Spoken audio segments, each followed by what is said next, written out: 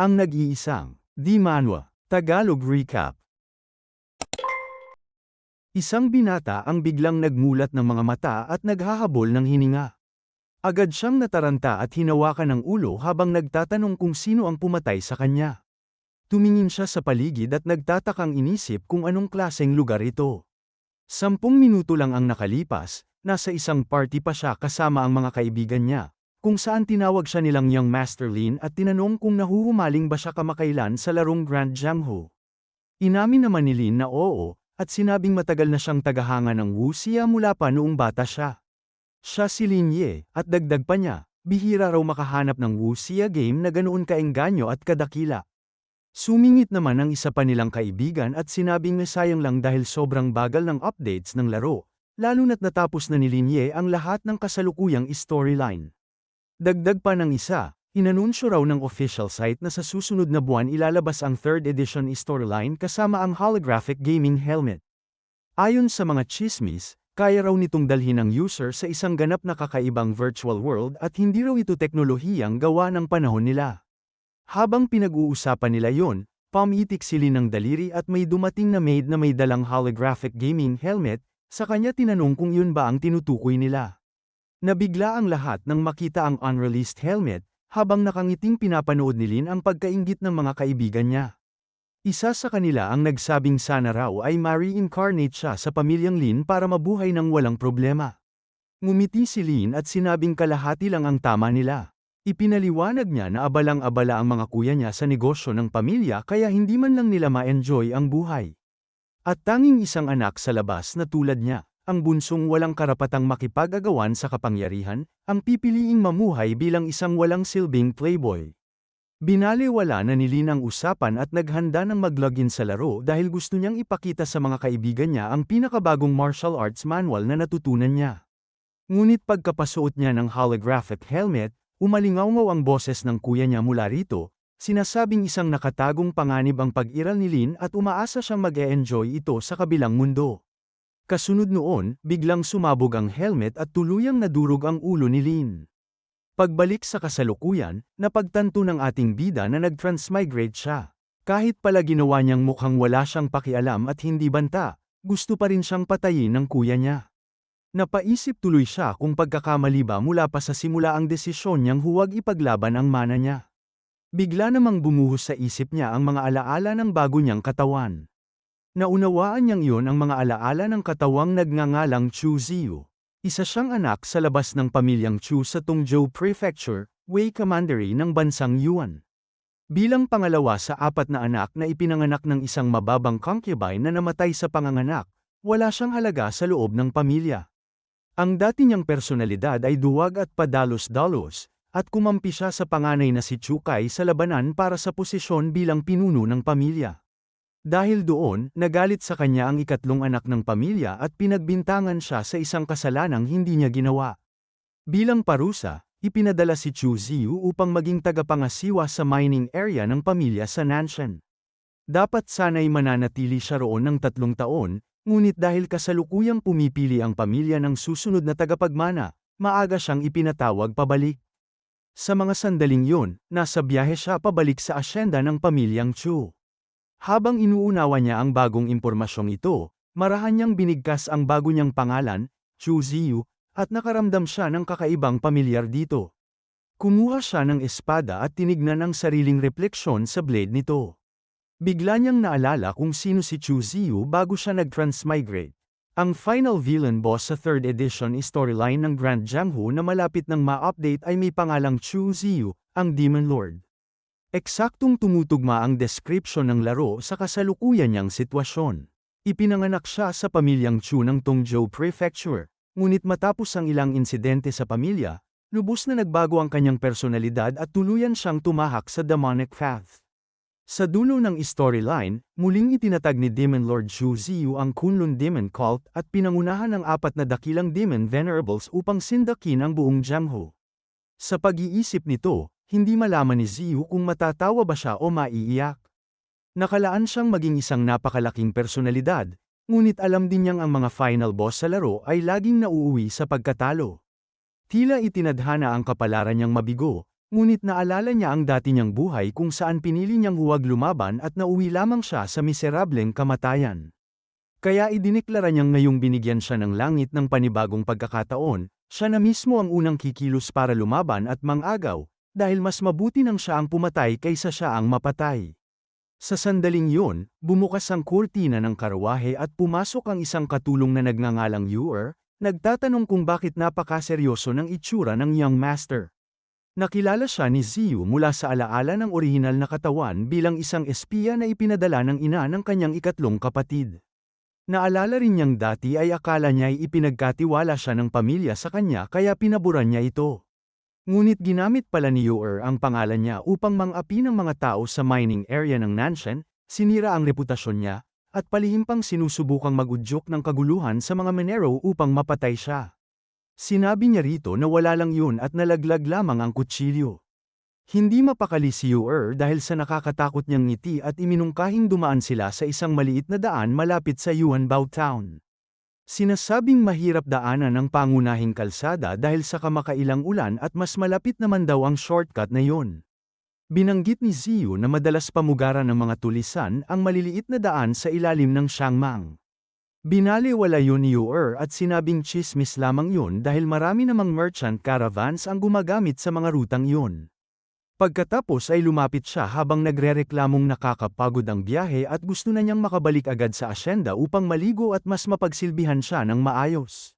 Ngunit habang nakatingin siya rito, ngumiti ang ating bida na parang demonyo at itinaas ang kamay niya. Kinurot niya ang pisngi ni Ur dahilan para manginig ito at isipin na tila ibang tao na si Chu Ziyu. Napasigaw si Ur sa sakit. Sumang-ayon naman si Chu Ziyu sa mungkahi nito at sinabing dumaan sila sa Yuanbao Town. Nakahinga ng maluwag si Ur at inisip na baka nag-o-overthink lang siya at hindi talaga nadiskubre ni Chu Ziyu ang balak niya. Pagkaalis nito, naisip ni Ziyu na ang matinding pagpupumilit ni Ur na dumaan sila sa maliit na daan ay lalo lamang nagpatunay sa hinala niya. Gayunpaman, nagpa siya pa rin siyang tumuloy dahil alam niyang may naghihintay na napakalaking pagkakataon para sa kanya sa Yuanbao Town. Naunawaan niyang ang tunay niyang kalamangan ay hindi ang magiging pagkakakilanlan niya bilang Demon Lord sa hinaharap, kundi ang kaalaman niya sa storyline ng laro. Nasa unang bahagi pa lamang sila ng first edition storyline, at mahigit 20 taon pa bago magsimula ang third edition. Ibig sabihin, alam niya ang lahat ng malalaki at maliliit na pangyayaring magaganap sa mundong ito sa loob ng susunod na 2 dekada. Napangiti siya nang mapagtantong isang napakalaking oportunidad ang naghihintay sa kanya sa Yuanbao Town. Dumating sina Chu Ziyu at Ur sa Yuanbao Town, isang pamayanang mukhang sinauna ngunit masigla at matao. Nagreklamo si Ur na malayong mas mahirap at hindi kasing maunlad ang bayan kumpara sa Tongzhou Prefecture, at nagtataka kung ano ba ang dapat nilang hanapin doon. Hindi siya pinansin ni Ziyu at ngumiti nang makita niya ang tindahang Tang's Secret Box. Ang secret boxes ay isa sa pinakamahalagang bahagi ng mundo ng Grand Jianghu. Ayon sa alamat, 10,000 taon na ang nakalipas, nakaranas ang mundo ng isang napakalaking sakuna ng langit at lupa kung saan nawasak ang hindi mabilang na martial art sect sa panahon ng Apocalypse. Bago mangyari ang sakunang yon, may isang formation grandmaster na lumikha ng secret boxes na iba-iba ang hugis at laki. Dinisenyo ang mga ito upang paglagyan ng mga pinakamataas na kayamanan at mga klasikong manual upang mapanatiling ligtas ang pamana ng mga sekta laban sa Heavenly Tribulation. Iba-iba rin ang materyales na ginamit sa paggawa ng mga kahon, at habang mas mataas ang kalidad ng materyales, mas malakas ang formation power nito at mas mahalaga ang laman na kayang itago. Pagkatapos ng Heavenly Tribulation, napakaraming secret boxes ang naipasa sa mga sumunod na henerasyon. Dahil tuluyan ang nawala ang paraan ng paggawa sa mga ito, ang bawat secret box ay tuluyang nasisira kapag nabuksan na. Madalas silang ikumpara sa mga limited edition blind boxes na kinahuhumalingan ng mga tao sa Jianghu na parang mga pato na sabik na sumusunod sa pagkain. Ngunit hindi ibig sabihin na may mahalagang laman ang bawat kahon, dahil karamihan sa mga ito ay walang laman o kaya'y puro walang silbing bagay lang ang nasa loob. Kaya ang pagbubukas ng secret box ay itinuturing na isang uri ng sugal na nakadepende lamang sa swerte. Pumasok si Ziyu sa tindahan at tinanong ang may-ari kung bakit napakatahimik ng negosyo nito, habang nagtatanong din kung yun lang ba ang nag-iisang tindahan ng secret boxes sa Yuanbao Town. Habang ipinapaliwanag ng may-ari ng tindahan na kahit ang pinakapangit na secret box ay nagkakahalaga ng 10 taels ng pilak, halagang hindi kayang ipangsugal ng mahihirap na tag-aron, biglang lumiwanag ang mga mata nito nang mapagtantong mayamang customer ang binata. Sinabi niyang maaaring hindi yun kayang bilhin ng mga dukha, pero siguradong kaya naman ng isang young master, habang ipinagmamalaking ang mga kahon ay nakuha raw mula sa mga guho sa loob ng Southern Barbarian Mountains. Napaisip si Ziyu na kailangan niya agad ng isang malakas na cultivation technique dahil ang orihinal na may-ari ng katawan niya ay pinabayaan at walang anumang resources, dahilan para manatili siya sa pinakamababang cultivation base. Nagsisimula ang landas ng martial art sa tatlong realm ng body refining. Ang unang yugto ay ang body tempering realm, kung saan pinapalakas at pinatitibay ang mga buto at kalamnan, ngunit karamihan sa mga martial artists ay hindi na umaabot pa lampas dito. Kasunod nito ang Blood Condensation Realm at ang Pray Heaven Realm, na siyang naaabot lamang ng mga tunay na eksperto. Naalala ni Ziyu na ayon sa kasaysayan ng laro, may isang lingkod sa bayang ito na bumili lamang ng ordinaryong secret box at nakakuha ng supreme technique sa loob nito, dahilan upang maging isang grandmaster. Ngunit nagduda siya kung posible nga bang may ganoong kalaking swerte sa mga mababang kalidad na kahon. Biglang bumukas ang pinto at sumugod papasok ang isang lalaking nagngangalang Li Jing. Agad na humihingi ng 2 secret boxes. Nakilala siya ng shopkeeper at pinayuhang tigilan na ang pagsusugal dahil hindi madaling kumita ng pera bilang isang lingkod. Sinabi pa nitong mas mabuting gamitin niya ang pera upang makipagkaibigan sa mga steward kaysa ubusin ito sa sugal. Inilabas ni Li Jing ang pera niya at mariing sinabi na ayaw niyang manatiling alipin habang buhay, at naniniwala siyang maaaring maglaman ng peerless skill ang isa sa mga kahon na magpapasikat sa kanya. Napabuntong hininga ang shopkeeper bago tinanggap ang pera. Inabot nito kay Li Jing ang isang gintong kahon at isang kulay lilang sphere, ngunit biglang humakbang si Ziyu at idineklarang bibilhin niya ang lahat ng secret boxes sa tindahan. Napangiti siya nang makilala si Li Jing bilang ang lingkod na nakakuha ng napakalaking lucky chance sa orihinal na kwento, at agad niyang naisip na ang pinakamalakas na cultivation technique ay malamang nasa mga kahong kakapili lang nito. Agad na tumutol si Li Jing at sinabing siya ang unang gustong bumili sa 2 kahong yon. Tinitigan siya ni Ziyu ng malamig at tinanong kung may problema ba ito sa pagkuha niya sa lahat ng kahon. Sinubukan ni Li Jing na magmatapang at nagtanong kung iniisip ba ni Chu Ziyu na madali siyang apihin dahil isa lamang siyang lingkod, habang ipinagmamalaking miyembro siya ng pamilyang Li kaya walang makakagalaw sa kanya. Ngunit kinutya siya ni Ziyu dahil ginagamit nito ang pangalan ng amo niya matapos sabihin na galit siyang maging lingkod. Tinawag niya itong ignorante sa pag-aakalang sapat na ang pangalan ng pamilyang Li upang takutin siya. Agad namang hinugot ng mga bantay ni Ziyu ang kanilang mga espada at pinalibutan si Li Jing. Alam ni Li Jing na nasa body tempering realm lamang siya at imposibleng matalo ang ganoon karaming tao, kaya mabilis siyang umatras at agad na umaming talo habang sinasabing maaari naman nilang pag-usapan ng maayos ang problema. Ngumisi si Ziyu habang kinukutya ang mahinang ugali ni Li Jing, at sinabing hindi nakapagtatakang naging kontrabida ito sa hinaharap, ngunit nangako siyang hindi na niya hahayaang magtagumpay pa ito sa pagkakataong ito. Inutusan ni Ziyu ang kanyang mga tauhan na iligpit ang lahat ng kahon, at agad namang binuhat ng mga bantay palabas ng tindahan ang mga ito. Habang pinapanood yun ni Li Jing, nakaramdam siya ng matinding kirot sa dibdib, na para bang may mahalagang bagay na inagaw mula sa kanya. Mahigpit siyang nanumpang hindi pa rito magtatapos ang usaping ito habang pinagmamasdan si Chu Ziyu na papalayo. Pagbalik sa kanyang tinutuluyan, kumuha si Ziyu ng maliit na blade at hiniwa ang daliri niya upang patikan ng dugo ang kulay lilang kristal na sphere. Biglang nagliwanag ang kristal sa marahas na kulay lilang enerhiya habang umaandar ang formation. Maya-maya, nabasag ang sphere at lumitaw mula rito ang isang kumikislap na berdeng jade slip. Agad na pagtanto ni Ziyu na nakuha niya ang Taoist Secret Classic, ang Pray Heaven Transformation Cultivation Technique, isang 4th transformation technique na nagbibigay kakayahang maglinang ng true chi at makalaban sa sandaang sakit. Ito rin ang mismong kapangyarihang ginamit noon ni Li Jing upang mabilis na lumakas ng husto. Alam ni Ziyu ang hierarchy ng martial techniques, ang unang 3 transformations ay para lamang sa maliliit na sekta, habang ang gitnang 3 ay sapat upang makapagtatag ng sariling sekta. Ang huling tatlong transformations naman ay itinuturing na napakabihirang kayamanan na hawak lamang ng malalaking sekta, samantalang ang mga antas na lampas sa ninth transformation ay mga kapangyarihang hindi pa niya kayang pagpraktisan sa ngayon. Naunawaan niyang kayang linisin at baguhin ng Pray Heaven power na ito ang kanyang katawan upang muling buuin ang pundasyon niya anuman ang kanyang edad.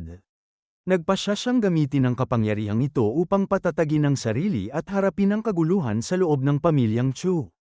Pagkatapos, tumingin siya sa iba pang mga kahon at napaisip kung may mas marami pa ba itong kayang ibigay na sorpresa. Samantala, nagtungo naman si Li Jing upang makipagkita sa ikapitong Panginoon ng pamilyang Li na si Li Tong. Nadatnan niya itong umiinom kasama ang isang babae at masayang sinalubong siya nito. Ikinwento ni Li Jing na ninakawan siya sa bayan kahit ipinangalandakan na niya ang pangalan ng pamilyang Li. Dahilan upang magalit si Li Tong at magtanong kung sino ang may lakas ng loob na galawin ang mga tao niya. Ipinaliwanag ni Li Jing ang buong nangyari habang nakasimangot na nakikinig si Li Tong. Nangako si Li Tong na magpapaimbestiga siya upang malaman kung sino ang sobrang yabang na yon. Makalipas ang kalahating oras, bumalik ang isang scout at iniulat na miyembro pala ng pamilyang Chu ang kabilang panig. Nabanggit ni Li Tong na ang pamilyang Li ang pinakamahina sa tatlong pangunahing pamilya ng Tongzhou. Binalaan niya silang huwag basta-bastang gagawa ng gulo kung mataas ang posisyon ng kalaban sa pamilyang Chu. Ngunit nang malaman niyang ang taong yun pala ay ang pangalawang young master na si Chu Ziyu, bigla siyang humalakhak. Ipinaliwanag niyang si Chu Ziyu ay isang duwag at walang kwentang tao na hindi man lang mahal ng sarili niyang lola, at sinabing mas mababa pa raw ang estado nito kaysa sa isang steward. Dahil dito, nagpasya siyang magpunta roon para aliwin ang sarili sa pang-aasar dito. Nalito naman si Li Jing habang inaalala ang dominante at malupit na taong nakaharap niya kanina, at hindi niya maisip kung paano posibleng iisang tao lamang ang mga ito. Sa kanyang tinutuluyan, nagsanay si Ziyu ng bagong blade technique na tinatawag na Blue Dragon inside the sleeve. Isang teknik ito kung saan itinatago ang galaw ng blade sa katawan at umatake na parang bughaw na dragon na sumisibol mula sa dagat. Isa itong second transformation technique na akmang-akma para sa kanya. Biglang dumating sa labas sina Li Tong at ang mga tauhan nito, sumisigaw na lumabas si Chu Ziyu at aminin ang kanyang kasalanan. Binabasag nila ang mga kasangkapan sa ibaba habang pinagmumura siyang lumabas agad. Itinuro ni Li Jing si Chu Ziyu na nakatayo sa tuktok ng hagdan, at kinutya ni Li Tong ang nakakatakot nitong aura habang inuutusan siyang ibigay ang mga kahon at humingi ng tawad. Tinanong ni Ziyu kung ano ang mangyayari kung tumanggi siya. Isa sa mga tauhan ng pamilyang Li ang nagbantang hindi siya makakaalis ng buhay sa Yuanbao Town ngayong araw. Bahagyang natawa si Ziyu at sinabing imposibleng mapigilan siyang makaalis. Bigla siyang umatake gamit ang Blue Dragon inside the sleeve, at bumagsak agad sa lupa ang lalaki. Dahil dito, nabigla sina Li Tong at Li Jing habang malamig na nagtatanong si Ziyu kung sino pa ang gustong mamatay. Nakatago naman si Yu sa likod ng pinto at nasaksihan mismo kung paano pumatay si Ziyu ng isang tao. Napagtanto niyang ang lalaking tinatawag na mahina at duwag sa mga tsismis ay walang kahit katiting na pag-aalinlangan sa pagpatay. Tuluyang natulala si Li Tong at halos hindi makapaniwalang nasambit na talagang nagawa iyon ni Ziyu. Ngunit bago pa niya matapos ang sasabihin, diretsyong sumugod si Ziyu papunta sa kanya. Sinubukan ni Li Tong na harangin ang pag-atake ngunit walang silbi laban sa napakabilis na galaw ni Ziyu. Huminto ang patalim mismo sa leeg ni Li Tong habang tinatawag siya ni Ziyu na basura at kinukutya dahil siya pa ang naghanap ng gulo. Ipinaalala niyang kahit anak lamang siya ng isang concubine, isa pa rin siyang lehitimong miyembro ng pamilyang Chu bilang second young master. Samantalang si Li Tong ay isa lamang walang kwentang miyembro ng side branch na may pangkaraniwang talento at nabubuhay lamang sa tira-tira ng pamilya. Tinanong niya kung saan ito nakuha ang kapal ng mukhang manggulo, at sinabing kahit patayin niya ito ngayon ay magaang parusa lamang ang matatanggap niya. Pinagpawisan ng malamig si Li Tong at saka lamang tuluyang naunawaan na mali ang lahat ng tsismis at napaka-nakakatakot ng lalaking nasa harapan niya. Binawi ni Ziyu ang patalim at mahinahong iniabot ang hawakan nito kay Li Tong. Inuutusang hawakan ang kutsilyo habang tulala itong nakatitig sa kanya. Inulit ni Ziyu ang utos na kunin ang patalim. Sa huli ay hinawakan yun ni Li Tong habang direktang binibigyan siya ni Ziyu ng pagkakataong patayin siya dahil siya naman ang kusang nagpunta roon upang manggulo. Bumalot ang nakakatakot na katahimikan sa buong silid habang muling sinabi ni Ziyu na binibigyan niya sila ng pagkakataong patayin siya. Matindi ang titig niyang nakapako kay Litong.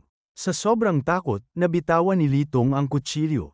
Ngumiti si Ziyu nang may panunuya at marahang tinapik ang pisngi nito habang tinatawag itong inutil dahil hindi man lang nito kayang pumatay kahit may hawak ng armas. Pagkatapos ay tinanong niya kung sino ang nagbigay rito ng lakas ng loob upang manggulo bago pinanood si Litong na nagtatakbong palabas ng inn sa matinding takot. Habang nakamasid mula sa gilid, hindi maiwasan ni Yuer na isipin kung siya pa rin ba talaga ang parehong taong dati niyang kilala.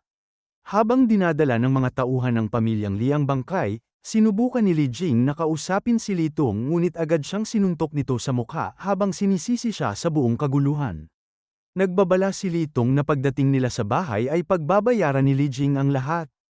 Kahit sino pa ang nagpoprotekta rito. Nang gabing yon, magalang na yumuko si Gao Bei at nagtanong kung bakit siya ipinatawag ng ganoon ka-late. Pinagmasdan siya ni Ziyu at napansing bagamat pangkaraniwan lamang ang talento nito at nasa body tempering realm pa lang, isa naman itong tapat na tao.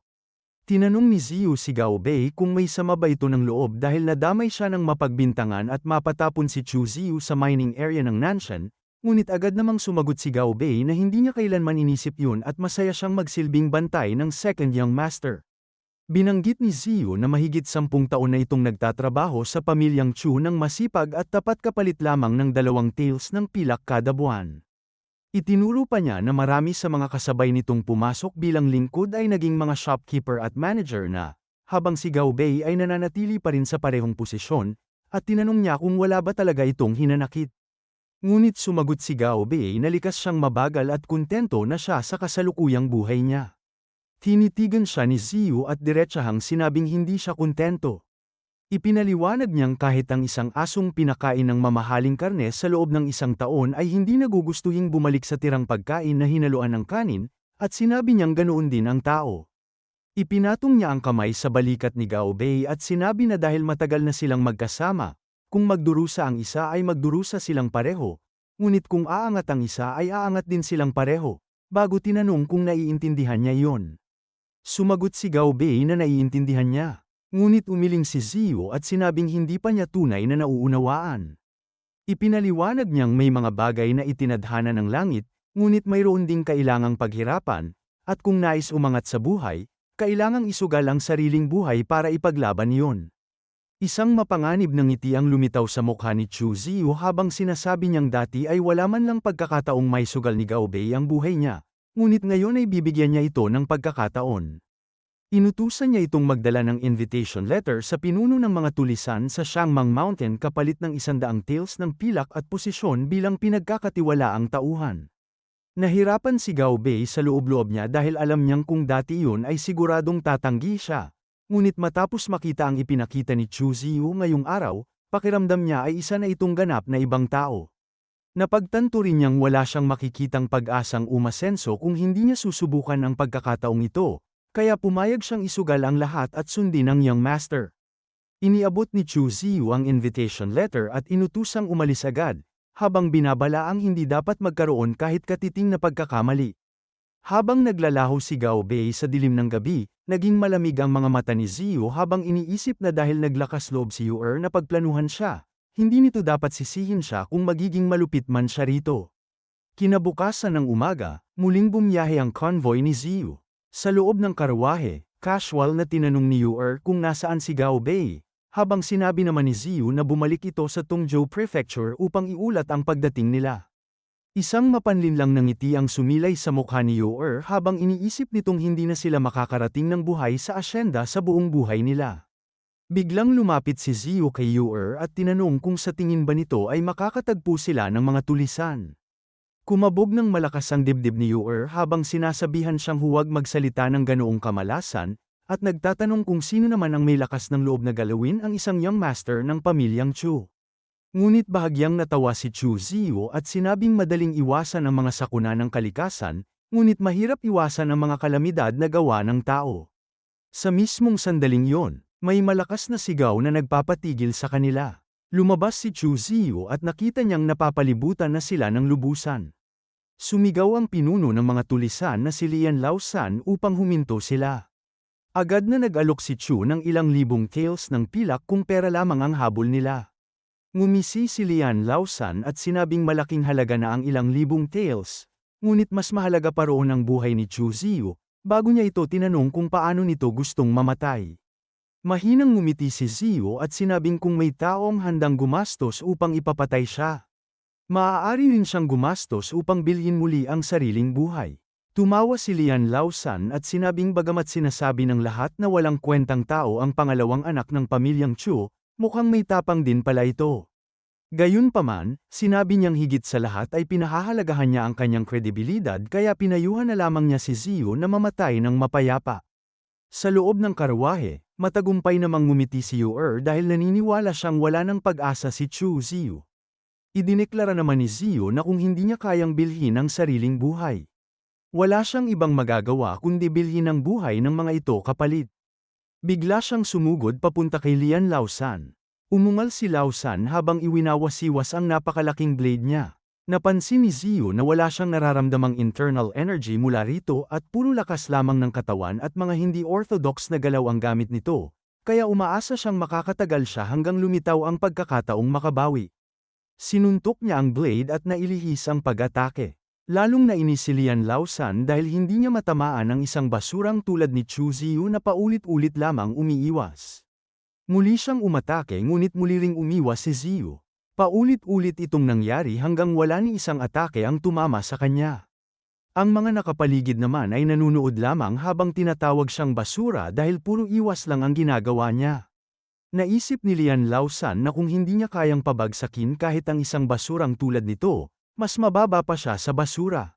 Sa sobrang galit, sinabi niyang pinapainit ni Ziyu ang ulo niya at sinabihang huwag umiwas kung may lakas talaga ito ng loob.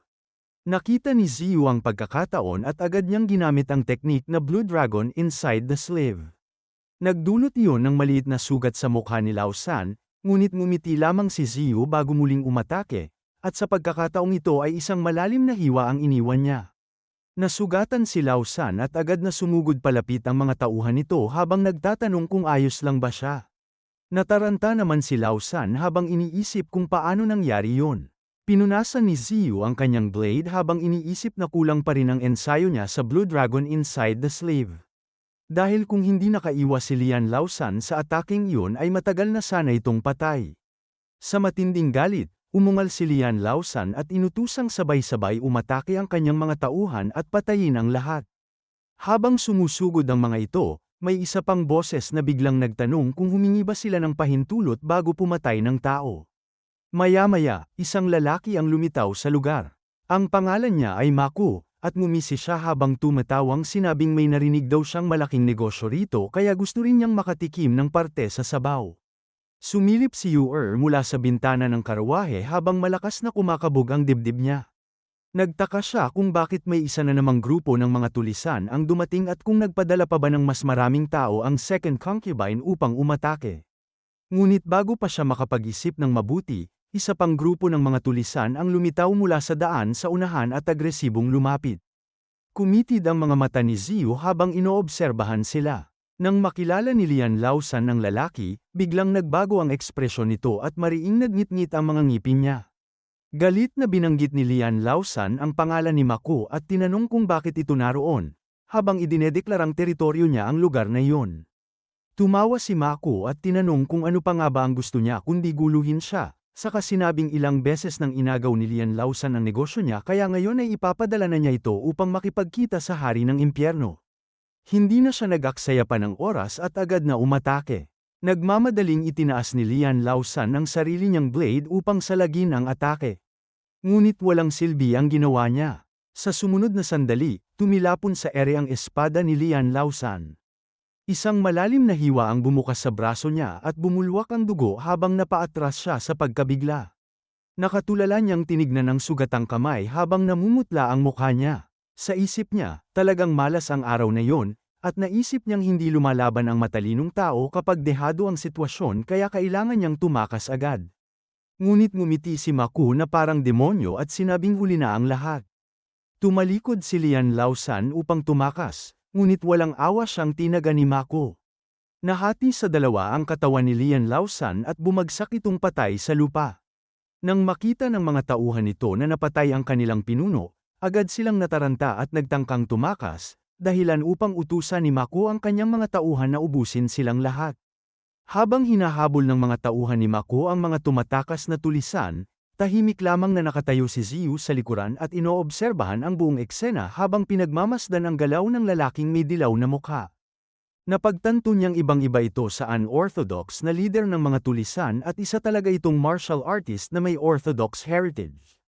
Lumapit si Ziyu at magalang na nagpasalamat kay Mako sa pagtulong, habang bahagyang ngumiti naman si Mako at tinanong ang binata kung hindi ba ito natatakot na baka pagtataksilan niya ito. Sa sandaling yon, mabilis na tumakbo si Gaobei papalapit at sinabing natutuwa siyang nakaabot sila ng maayos. Kinilala niya ang lalaki bilang si Mako, ang pinuno ng Xiangmang Mountain na inutusan siyang hanapin. Sinabi ni Ziyu na matalinong tao si Chief Ma, at dahil natanggap na nito ang sulat, dapat ay alam na nito ang buong sitwasyon. Ipinaliwanag niya na kung papatayin siya nito, ilang libong taels ng pilak lamang ang makukuha nito sa pinakamarami, ngunit kung hindi siya papatayin ay makukuha naman nito ang batch ng refined ore na ipinangako niya sa sulat. Itinuro pa ni Ziyu na sa ganoong paraan ay mapapalitan na ng mga tauhan ni Mako ang mga basurang tansong kagamitan at kalawangin nilang bakal na kasalukuyan nilang ginagamit.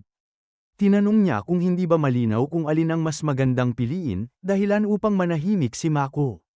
Samantala, napaisip naman si Ziyu kung gaano kalupit ang second concubine. Napagtanto niyang kahit isa lamang siyang anak sa labas na halos walang tsansang magmana ng posisyon bilang pinuno ng pamilya ay wala pa rin itong balak na patawarin siya. Naunawaan niya na mula pa lang sa sandaling iminungkahi ni Yuer na dumaan sila sa maliit na daan, nakapagbayad na ito ng mga tulisan upang gamitin ang mga ito bilang patalim laban sa kanya. Kung kaya nitong gumastos upang ipapatay siya, kaya rin niyang gamitin ang mga tulisan upang protektahan ang sarili niya. Sa wakas ay nagsalita si Mako at tinanong kung hindi nga ba talaga siya niloloko ni Ziyu. Binanggit nitong napakahalaga ng mga ore na yun sa pamilyang Chu at nagtataka kung handa ba talaga siyang ipamigay ang mga ito.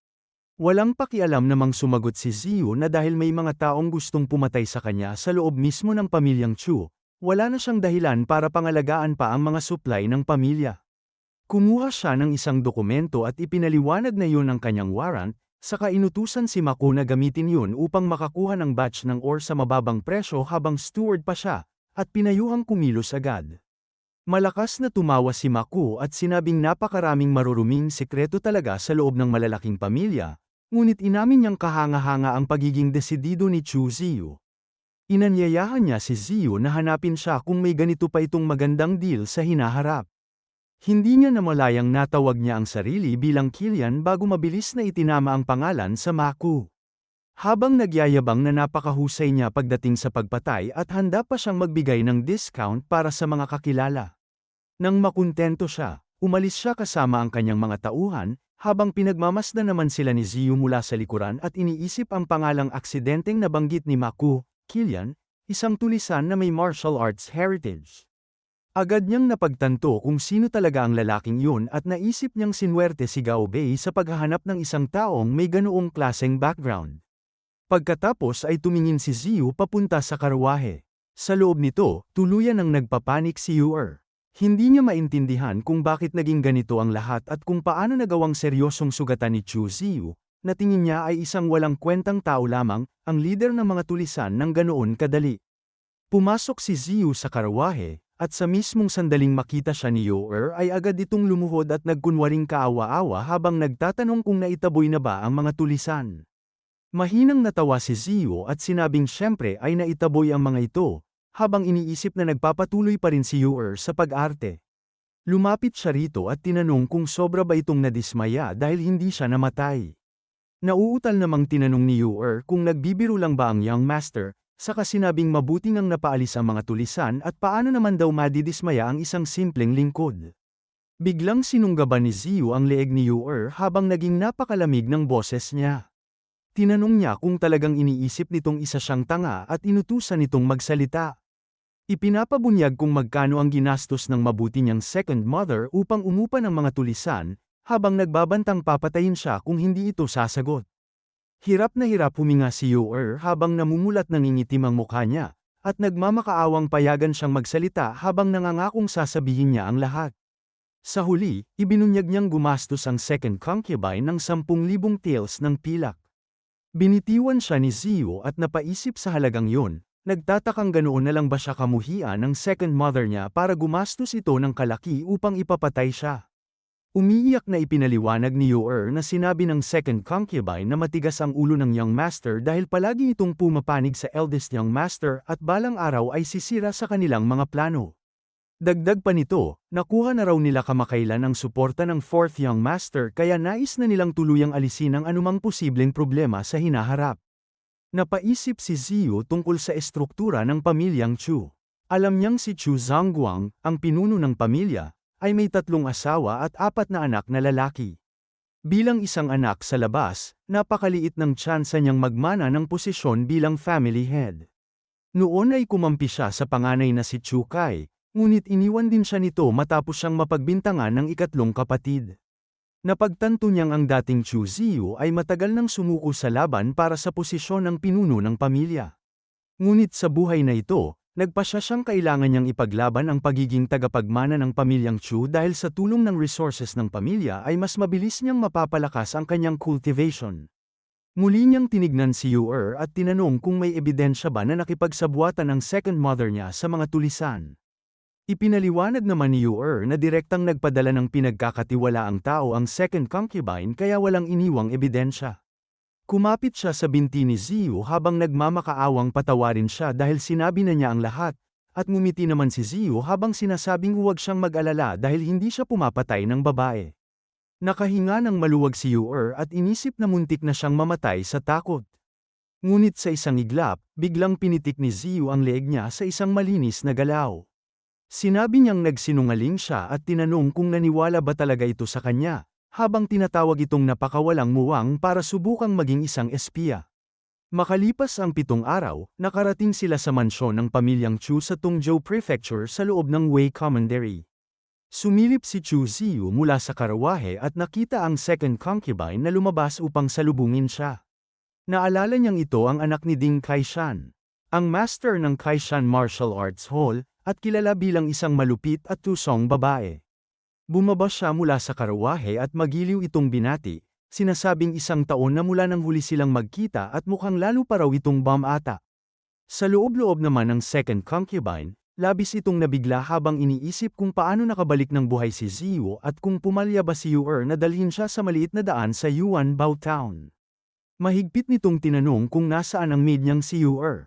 Napabuntong hininga si Ziyu at sinabing masyadong mahina ang katawan ni Yuer kaya aksidente niya itong nalaro hanggang mamatay, bago tinanong kung bakit hindi na lang siya bigyan muli ng second mother niya ng panibagong maid. Sumikip ang dibdib ng second concubine habang iniisip kung nalaman na ba ni Ziyu na siya ang nag-utos sa mga tulisan, lalo na ngayong patay na si Yuer. Napansin niyang tila ibang tao na si Chu Ziyu kumpara noong 1 taon, dahil noon ay hindi ito maglalakas loob na magsalita ng ganoon sa kanya. Malamig niya itong sinabihang pumasok na dahil nakabalik na ito, at ipinaalam na naghihintay na sa loob ang master at ang iba pa. Sa loob ng bulwagan, nakaupo si Chu Zhangguang sa pangunahing trono habang yumuko naman si Ziyu upang magbigay galang sa kanyang ama, mga tiyuhin, at 3 ina. Binuksan ni Chu Zhangguang ang kanyang mga mata at kinilala ang pagbabalik ng anak. Tahimik namang pinagmasdan ni Ziyu ang kanyang ama at napansin nasa Shanshan realm ito ngunit mahigit 20 taon nang walang anumang pag-unlad sa cultivation nito. Naisip niyang sayang dahil mas nakatuon ang ama niya sa secluded cultivation kaysa sa mga usapin ng pamilya. Nagsalita si Chu Zhangguang at sinabing mahigit 20 taon nang nakaugat ang pamilyang Chu sa Tongzhou. Binanggit niyang matanda na ang mga anak niya at panahon na upang magpasya kung sino ang magiging tagapagmana ng pamilya. Agad namang nagsalita ang first wife at nagtanong kung bakit kailangan pang pagdesisyonan yun, dahil si Chu Kai naman ang lehitimong panganay at pinakamalakas sa lahat kaya natural lamang na siya ang maging tagapagmana. Ngumisi nang may panunuya ang second wife at sinabing mali ang sinabi ng nakatatandang kapatid niya. Ipinaliwanag niyang hindi naman sila maharlikang pamilya kung saan automatikong namamana ng panganay ang posisyon, at ang master lamang ang may karapatang magdesisyon. Pagkatapos ay tinanong niya ang third wife kung sang-ayon ito. Mahinahon namang sumagot ang third wife na isa lamang siyang babae na walang naiintindihan sa mga ganoong bagay at kung anuman ang sabihin ng master ay iyon ang susundin niya. Pinatahimik sila ni Chu Zhangguang at idineklarang mayroon na siyang sariling plano. Sinabi niyang sina Chu Kai, Chu Ziyu, Chu Sheng, at Chu Shang ay may kanya-kanyang hawak na bahagi ng negosyo ng pamilya, at inanunsyong pagkalipas ng 1 taon, kung sino ang may pinakamalaking progreso ay siyang itatalaga bilang tagapagmana ng pamilya. Pagkatapos ay tinanong niya kung may tutol ba ang lahat. Matapos niyang gawin ang deklarasyon, naging napakabigat at tahimik ng atmosfera sa loob ng malaking bulwagan ng pamilyang Chu. Tahimik na inoobserbahan ni Ziyu ang lahat habang iniisip na bagamat tinatawag na mga elders ang matatandang miyembro ng pamilya, sa totoo lang ay wala silang pinagkaiba sa mga pyesa sa chessboard, dahil wala ni isa man sa kanila ang naglakas loob na sumalungat sa kagustuhan ni Chu Zhangguang. Sa isang panig ay nakatayo ang first wife at ang panganay nitong anak na si Chu Kai, at tingin ni Ziyu sa kanilang dalawa ay likas silang mayabang at mapangmataas, walang alam sa pagpipigil sa sarili. Ilang beses pangaraw nilang hinarap ng direkta ang patriarch, bagay na lalo lamang nagpalalim sa pagkasuklam ni Chu Zhangguang sa kanila. Pagkatapos ay pinagmasdan niya ang second wife, na ibang klase naman ang banta. Para kay Ziyu, isa itong tuso, malupit, at napakawalang awang babae na matagal nang nagnanais na maagaw para sa sariling anak na si Chu Sheng ang posisyon ng tagapagmana. Ngunit si Chu Sheng naman ay walang talento sa pagpaplano at lubusang walang kakayahang itago ang sariling ambisyon. Sa kanilang lahat, ang third wife ang pinakamatalino. Mukha itong maamo at tila walang pakialam sa agawan ng kapangyarihan, ngunit alam ni Ziyu na ang maingat nitong pagpapanggap bilang mabuting babae ang dahilan kung bakit nakuha nito ang pabor ng patriarch, at dahil dito ay naging pinakamamahal na anak sa buong sambahayan ang anak nitong si Chu Shang. Matapos makita ang tunay na intensyon ng bawat taong nasa bulwagan, si Chu Zhangguang pa rin ang pinaka-hindi maintindihan ni Chu Ziyu. At iniisip niya kung bakit tila walang pakialam ang patriarch sa pagpili ng tagapagmana. Sa sandaling yun, nagsalita ang first wife upang tutulan ang naging pasya. Iginiit na ang isang martial arts clan tulad ng pamilyang Chu ay dapat pumili ng tagapagmana base sa tunay na lakas. Habang nagsasalita siya, lumingon siya kay Chu Ziyu at tinanong kung hindi ba nito nakikitang tama ang kanyang sinasabi. Sa loob-loob niya, kinakalkula niyang basta kakampi si Chu Ziyu sa kanya upang magkaroon ng balanse ng kapangyarihan. Hindi magagawang kumilos ng masyadong lantaran ng patriarch kahit may pinapaboran nitong iba. Ngunit ikinagulat ng lahat nang sabihin ni Ziyu na siguradong may sariling dahilan ang kanyang ama sa paggawa nito at wala siyang anumang pagtutol. Pagkabagsak pa lamang ng mga salitang yun, agad naging kakaiba ang atmosfera sa loob ng bulwagan. Hindi makapaniwalang napatitig ang second wife habang iniisip kung paano nagagawa ng lalaking lihim niyang ipinapatay na tumayo roon ng ganoon kakalma na parang walang nangyari. Samantala, nagngangalit naman sa galit ang first wife habang iniisip na naglakas loob si Ziyu na salungatin ang kagustuhan niya. Tuluyan nang nawala ng pasensya si Chu Kai at sumigaw na mahina at walang gulugod si Chu Ziyu. Tinanong niya kung naiintindihan ba talaga nito ang sinasabi niya at binigyan pa ng huling pagkakataon upang sabihin ang tunay nitong iniisip. Ngunit mahinahon lamang na sumagot si Ziyu at ipinaalala sa kanyang nakatatandang kapatid na sinusunod lamang niya ang kagustuhan ng kanilang ama.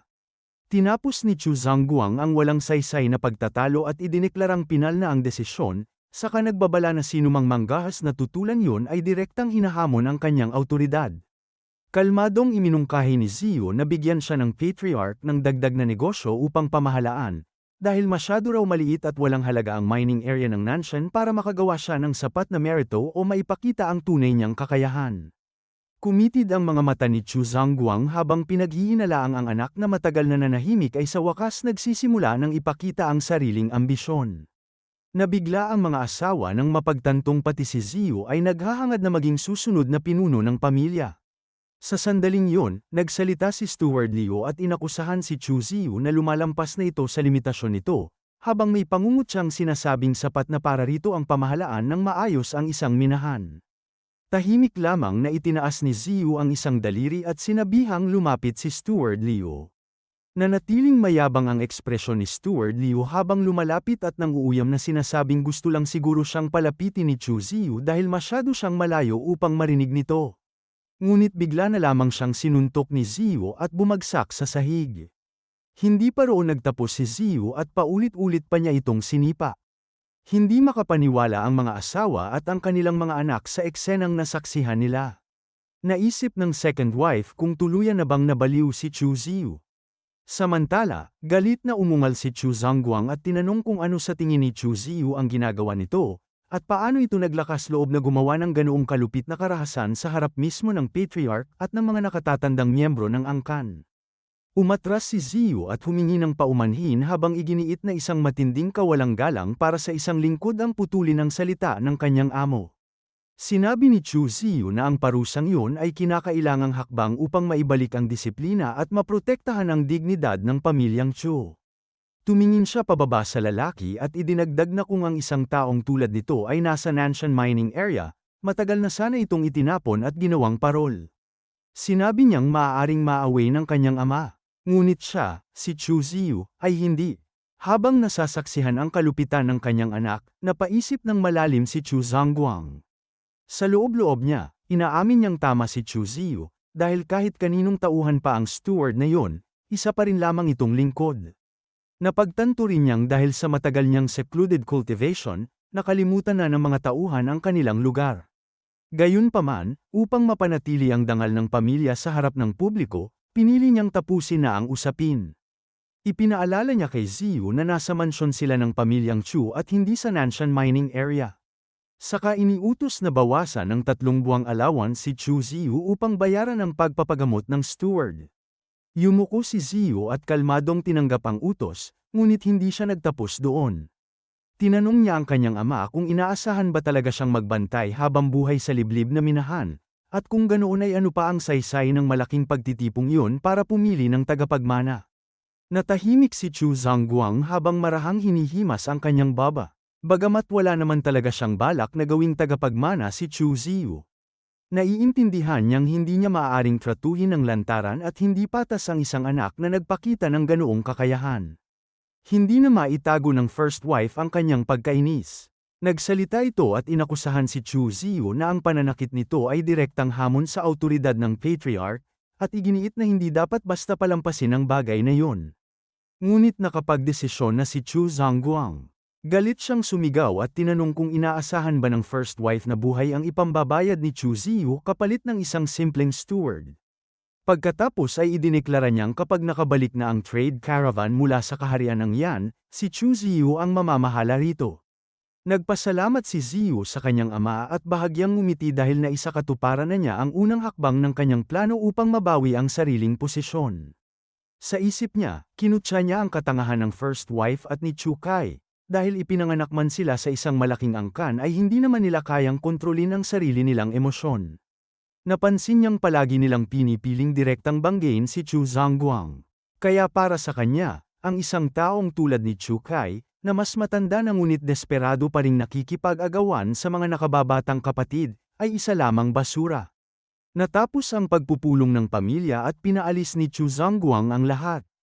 Hindi mapigilan ng second wife na titigan si Ziyu habang iniisip na noon ay akala niya ang tanging mga kalaban niya ay ang first wife at ang anak nito.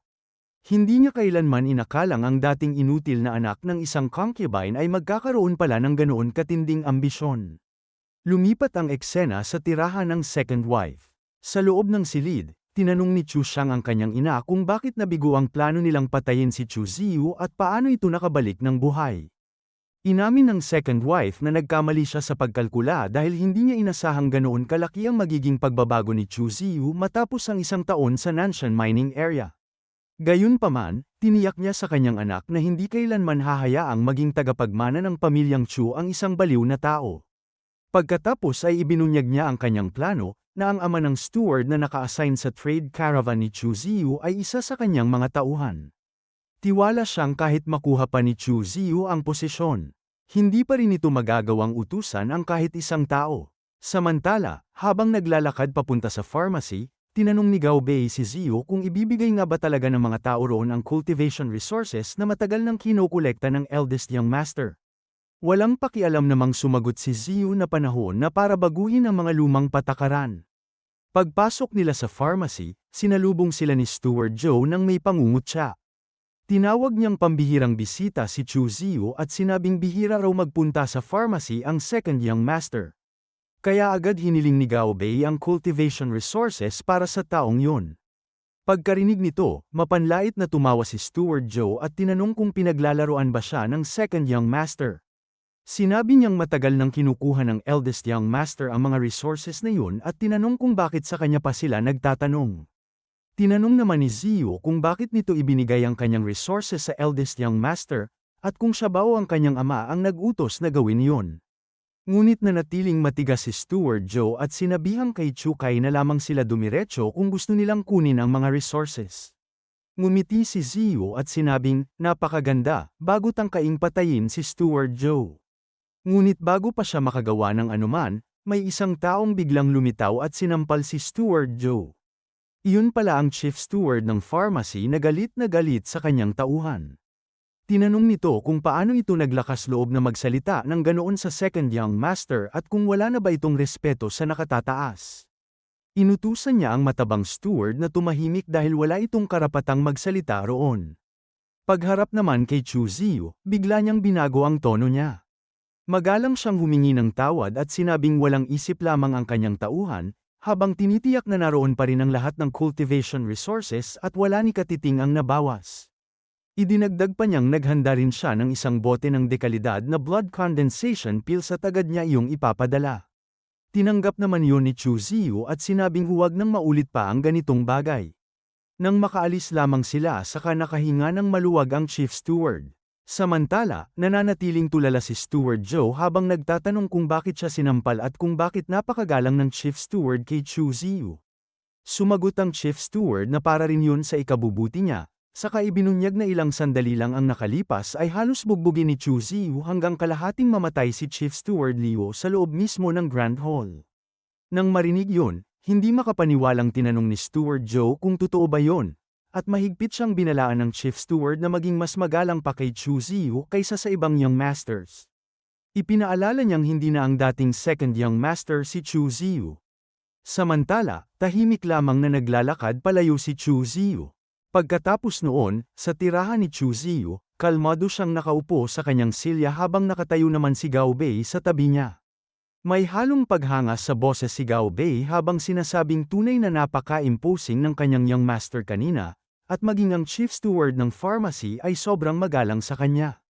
Sinabi naman ni Chu Ziyu kay Gao Bei na hindi yun pagiging magalang kundi ang takot at pangambang nasaksihan nito.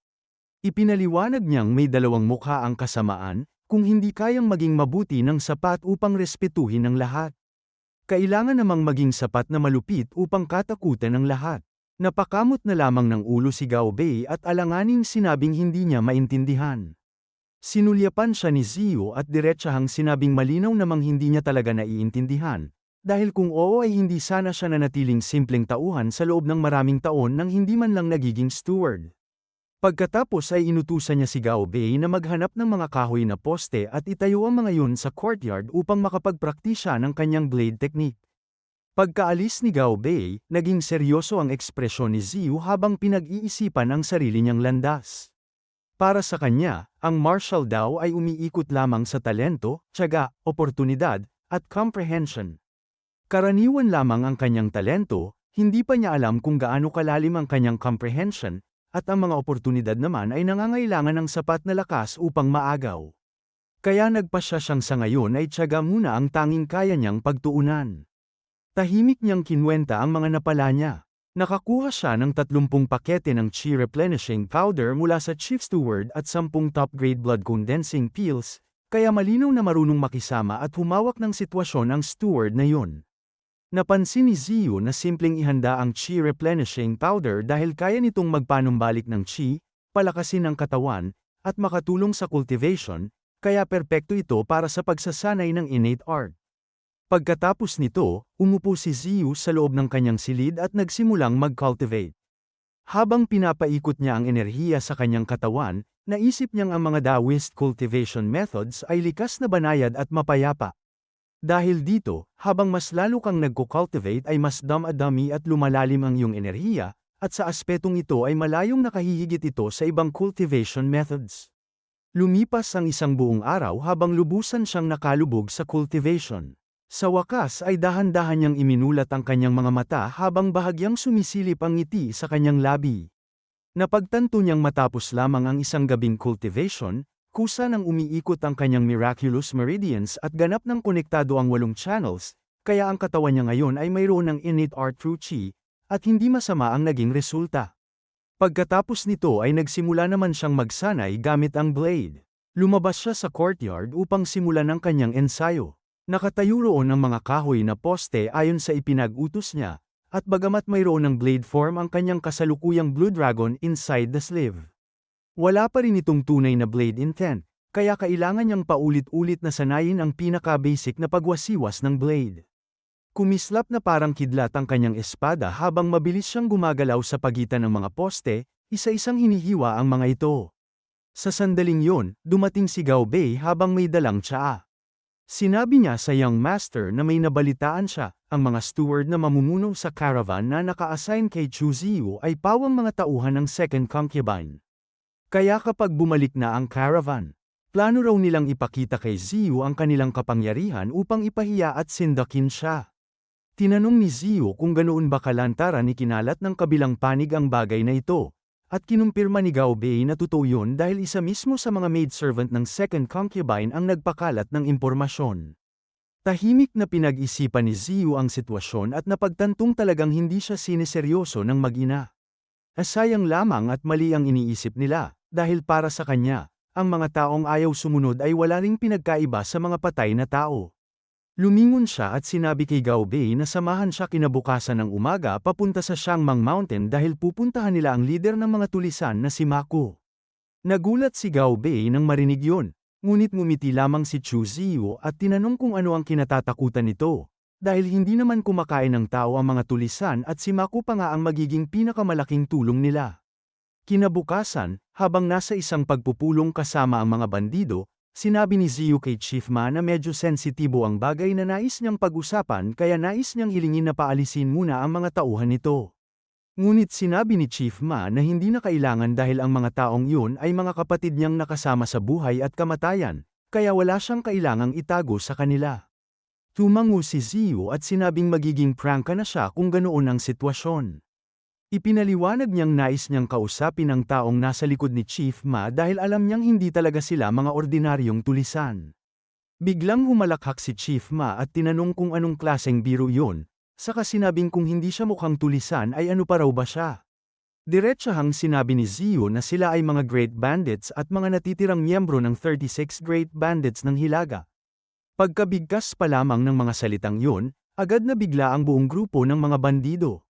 Bigla namang sumugod si Chief Ma upang umatake, ngunit mabilis iyong naiwasan ni Ziyu. Walang pag-aalinlangang bumunot siya ng punyal at sumugod papunta sa leeg ni Chief Ma, saka idinikit ang blade sa lalamunan nito. Sinabi niyang utusan nito ang mga tauhan na huwag magpadalos-dalos dahil kung talagang nais niyang ipahamak sila. Matagal na sana silang nalinis nang lumabas ang wanted order laban sa kanila. Napakagat ng ngipin si Chief Ma at tinanong kung paano nalaman ni Ziyu ang tungkol sa kanilang pinagmulan. Sumagot naman si Ziyu na hinulaan niya yun base sa orthodox martial arts ni Chief Ma at sa mahigpit na disiplina ng mga tauhan nito. Idinagdag pa niyang nabanggit din ni Chief Ma noon ang pangalang Kilian. Kaya bukod sa Kilian Iron Cavalry na kabilang sa Great Bandits, wala na siyang ibang maisip. Napamura si Chief Ma habang napagtatantong siya mismo ang nadulas at hindi nag-ingat sa pananalita. Samantala, tahimik na naisip ni Ziyu na ang tunay na dahilan kung bakit niya nakumpirma ang pagkakakilanlan ng mga ito ay dahil sa kaalaman niya tungkol sa orihinal na storyline. Ilang dekada na ang nakalipas mula nang malugmok sa kaguluhan ng Northern Yan, at sa panahong yun ay biglang lumitaw ang 36 Great Bandits, mga tulisan na naglakas loob pang samsamin maging ang korte ng Northern Yan. Ngunit kalaunan ay muling bumangon ang Northern Yan at nakipagsanib puwersa sa Extreme North Snowdrift City upang durugin ang Great Bandit sa isang bagsakan. Dahil dito, ang iba't ibang leader nila ay napatay o napilayan, at hindi na muling naging malaking puwersa. Sa orihinal na storyline, may balitang lumitaw sa Wei Commandery ang mga natitirang miyembro ng 36 Great Bandits. Ngayon, nagsimula ng gumalaw ang storyline ayon sa kontrol ni Ziyu. Dahan-dahan niyang inalis ang punyal sa leeg ni Chief Ma at tinanong kung nauunawaan na ba nito ang kanyang sinseridad. Tinanong naman ni Mako kung ano ang nais niyang ipagpalit sa kanilang boss. At sinabing pareho lamang kung sa kanya muna nito sasabihin. Ipinahayag ni Ziyu na alam niya ang kinaroroonan ng dakilang pinuno ng Iron Cavalry, ang red-faced Heavenly King na si Pang Ho, at tinanong kung sapat na ba ang impormasyong yun upang makipagkasundo. Nang marinig yun ni Mako, agad nagbago ang kanyang ekspresyon at tinanong kung totoo bang alam ni Ziyu ang kinaroroonan ng Great Chief o nagsisinungaling lamang ito. Sumagot si Ziyu na kapag nakaharap na niya ang taong nasa likod ni Mako, lalabas din ang katotohanan. Bukod pa roon, kapag naroon na siya ay hindi na rin siya mangangahas magsinungaling. Dahil dito, sinabi ni Mako kay Chu Ziyu na sumunod sa kanya dahil nasa North Xiangmang Mountain ang kanilang boss at aabutin sila ng ilang araw bago makarating doon. Makalipas ang ilang araw, nakarating sila sa North Xiangmang.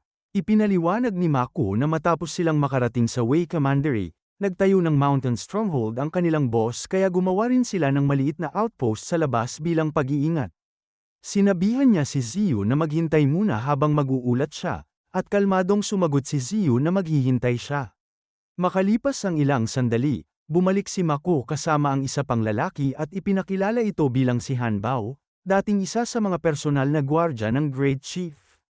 Matamang tinitigan ni Han Bao si Ziyu at tinanong kung ito ba ang nagsasabing alam nito ang kinaroroonan ng Great Chief.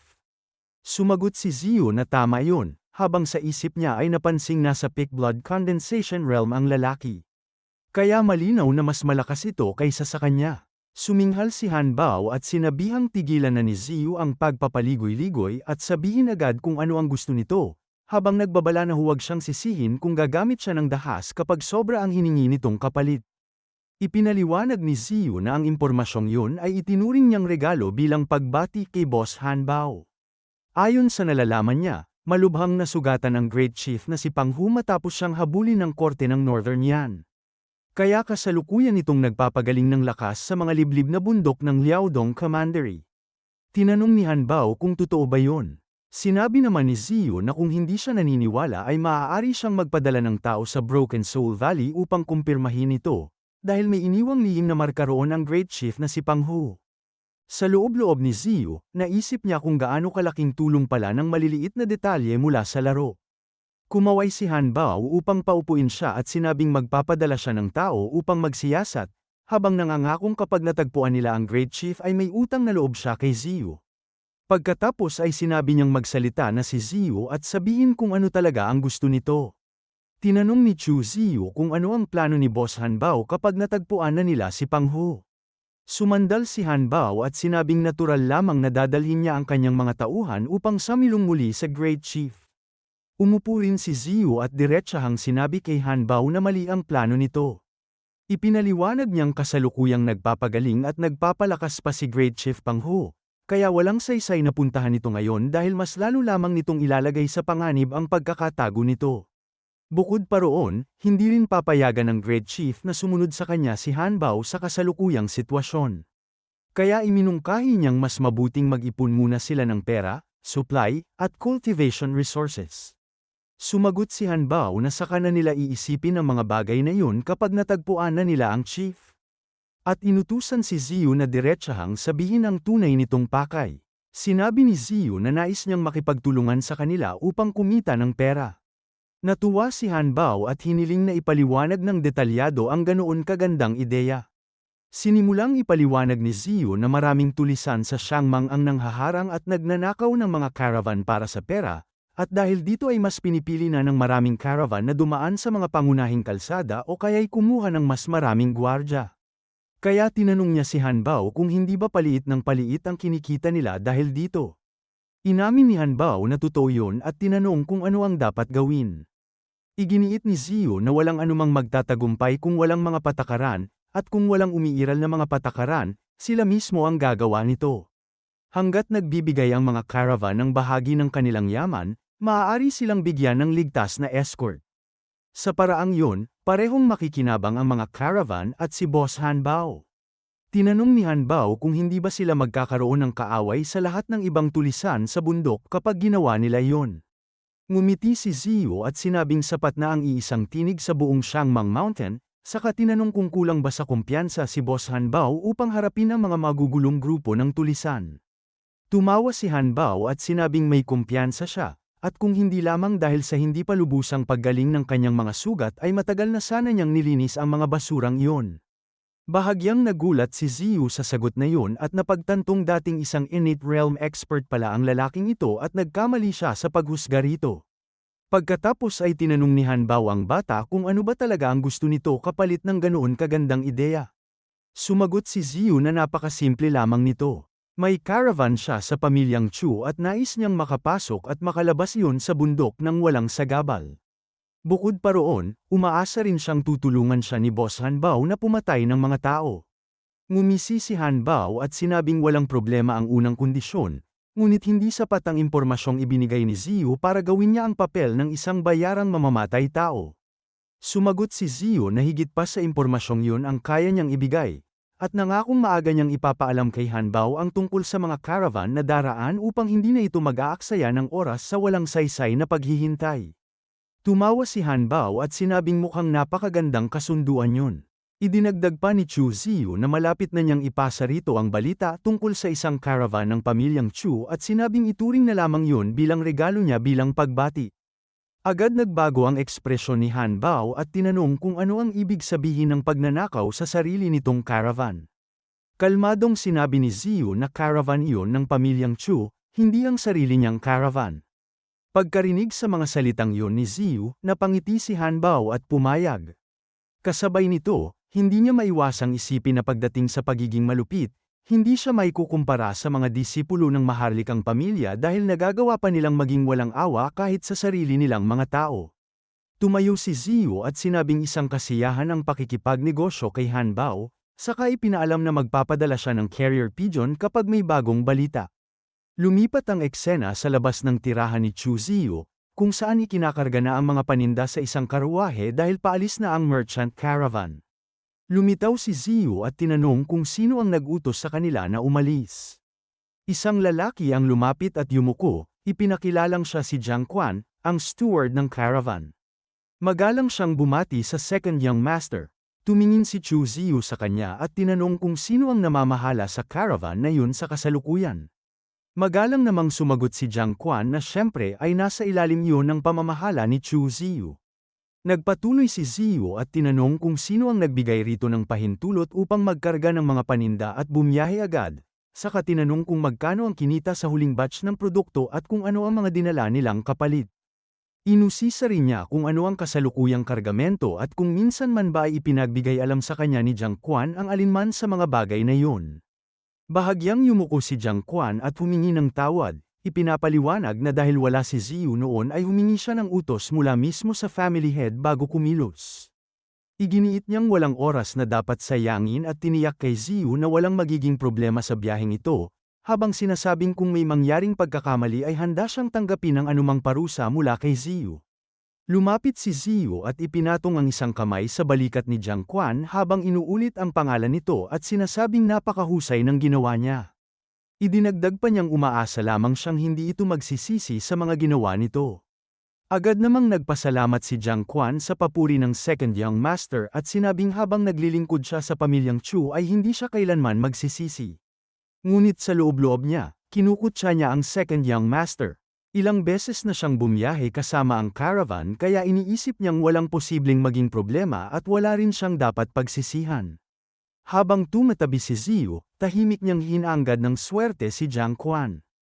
Umalis na ang caravan habang nanatiling nakatayo roon si Ziyu. Pagkatapos ay lumingon siya sa kanyang tauhan at inutusang ipaalam kina Hanbao at sa mga tao nito ang ruta at ischedule ng caravan, at agad namang sumang-ayon ang tauhan niya. Habang naglalakbay sa kalsada, pinamumunuan ni Jiang Quan ang caravan pasulong. Isa sa mga tauhang nakasakay sa tabi niya ang pabulong na nagsabing malaki ang naging paglapastangan nila sa second young master, at matapos nitong bumalik mula sa mining area ay tila ibang tao na ito. Sinabi ni Jiang Quan na alam niya yon, ngunit pinaalalahanan niya ang tauhan na huwag kalimutang tao sila ng third young master.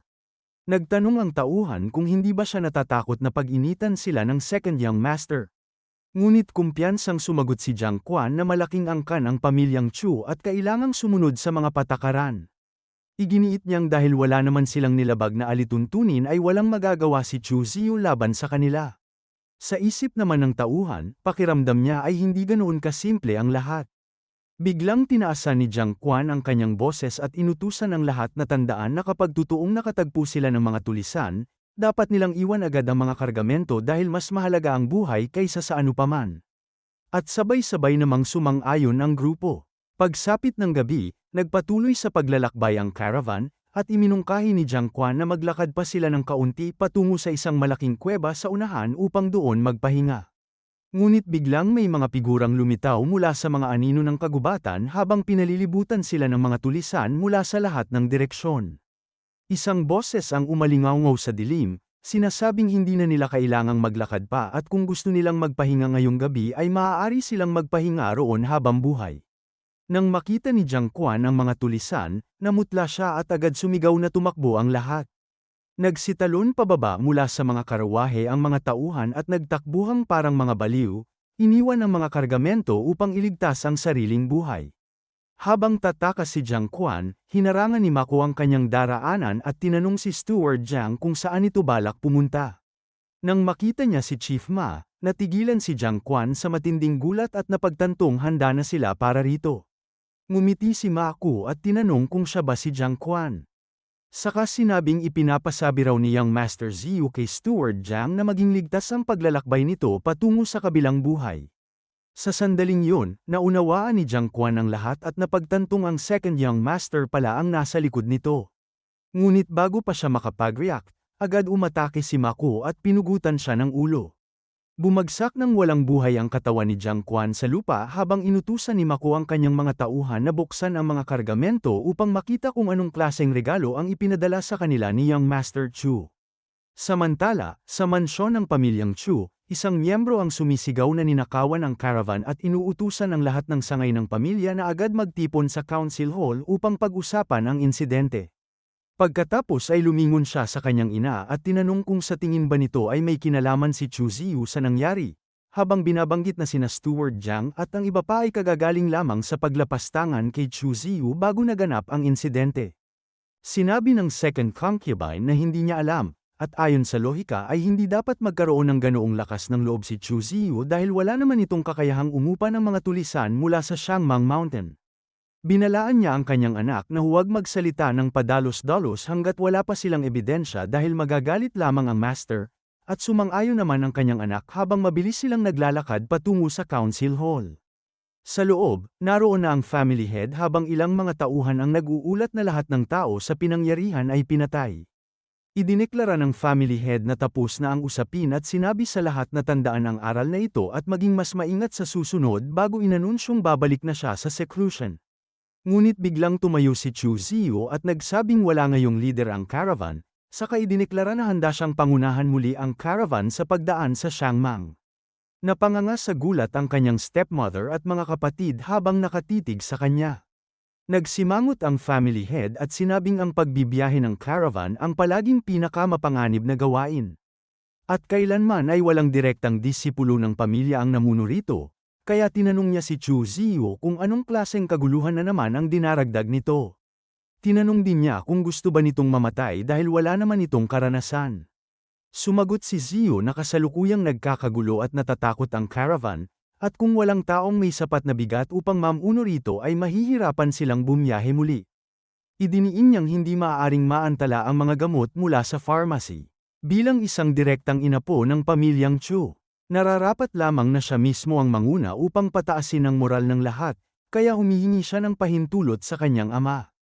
Tahimik siyang tinitigan ng family head habang iniisip na hindi niya inaasahang ganoon kataas ang kamalayan ni Chu Ziyu, at kinilala rin niyang hindi nga maaaring maantala ang caravan. Pagkaraan ng ilang sandali, sinabi niyang umalis na si Chu Ziyu ngunit maging maingat ito, at nagpasalamat naman si Ziyu sa pag-aalala ng kanyang ama.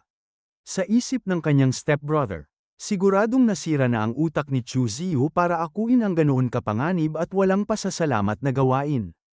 Samantala, ilang mga tauhan ang nagbubulungan sa courtyard. Sinabi ng isa na hindi nila masisisi ang iba sa paninisi dahil hindi nila nailigtas ang mga paninda at marami pang namatay.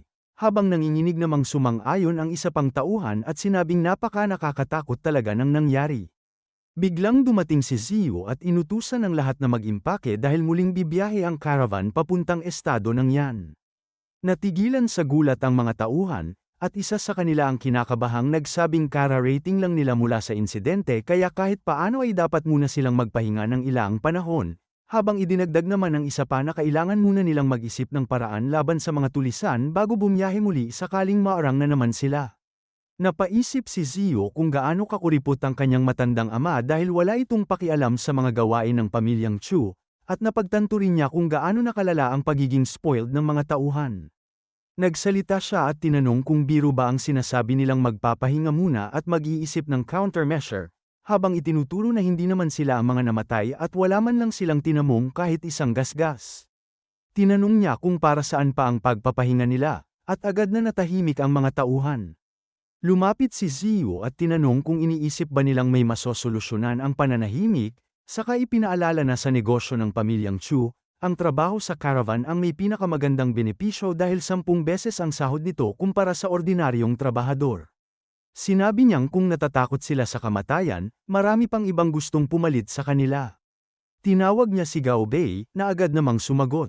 Ngumiti si Zio at inutusan siyang ipaalam sa mga ordinaryong trabahador na ang sinumang handang isugal ang buhay ay maaaring sumama sa caravan, at ang buwan ng sahod ay hindi bababa sa 10 taels, kasama pa ang kalahating porsyento ng kita bilang gantimpala kung ligtas silang makakabalik.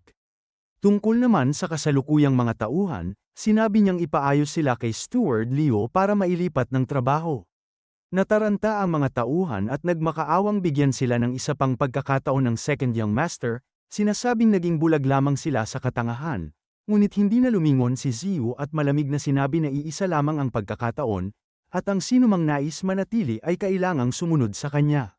Hindi nagtagal, muling umalis sina Zio kasama ang caravan.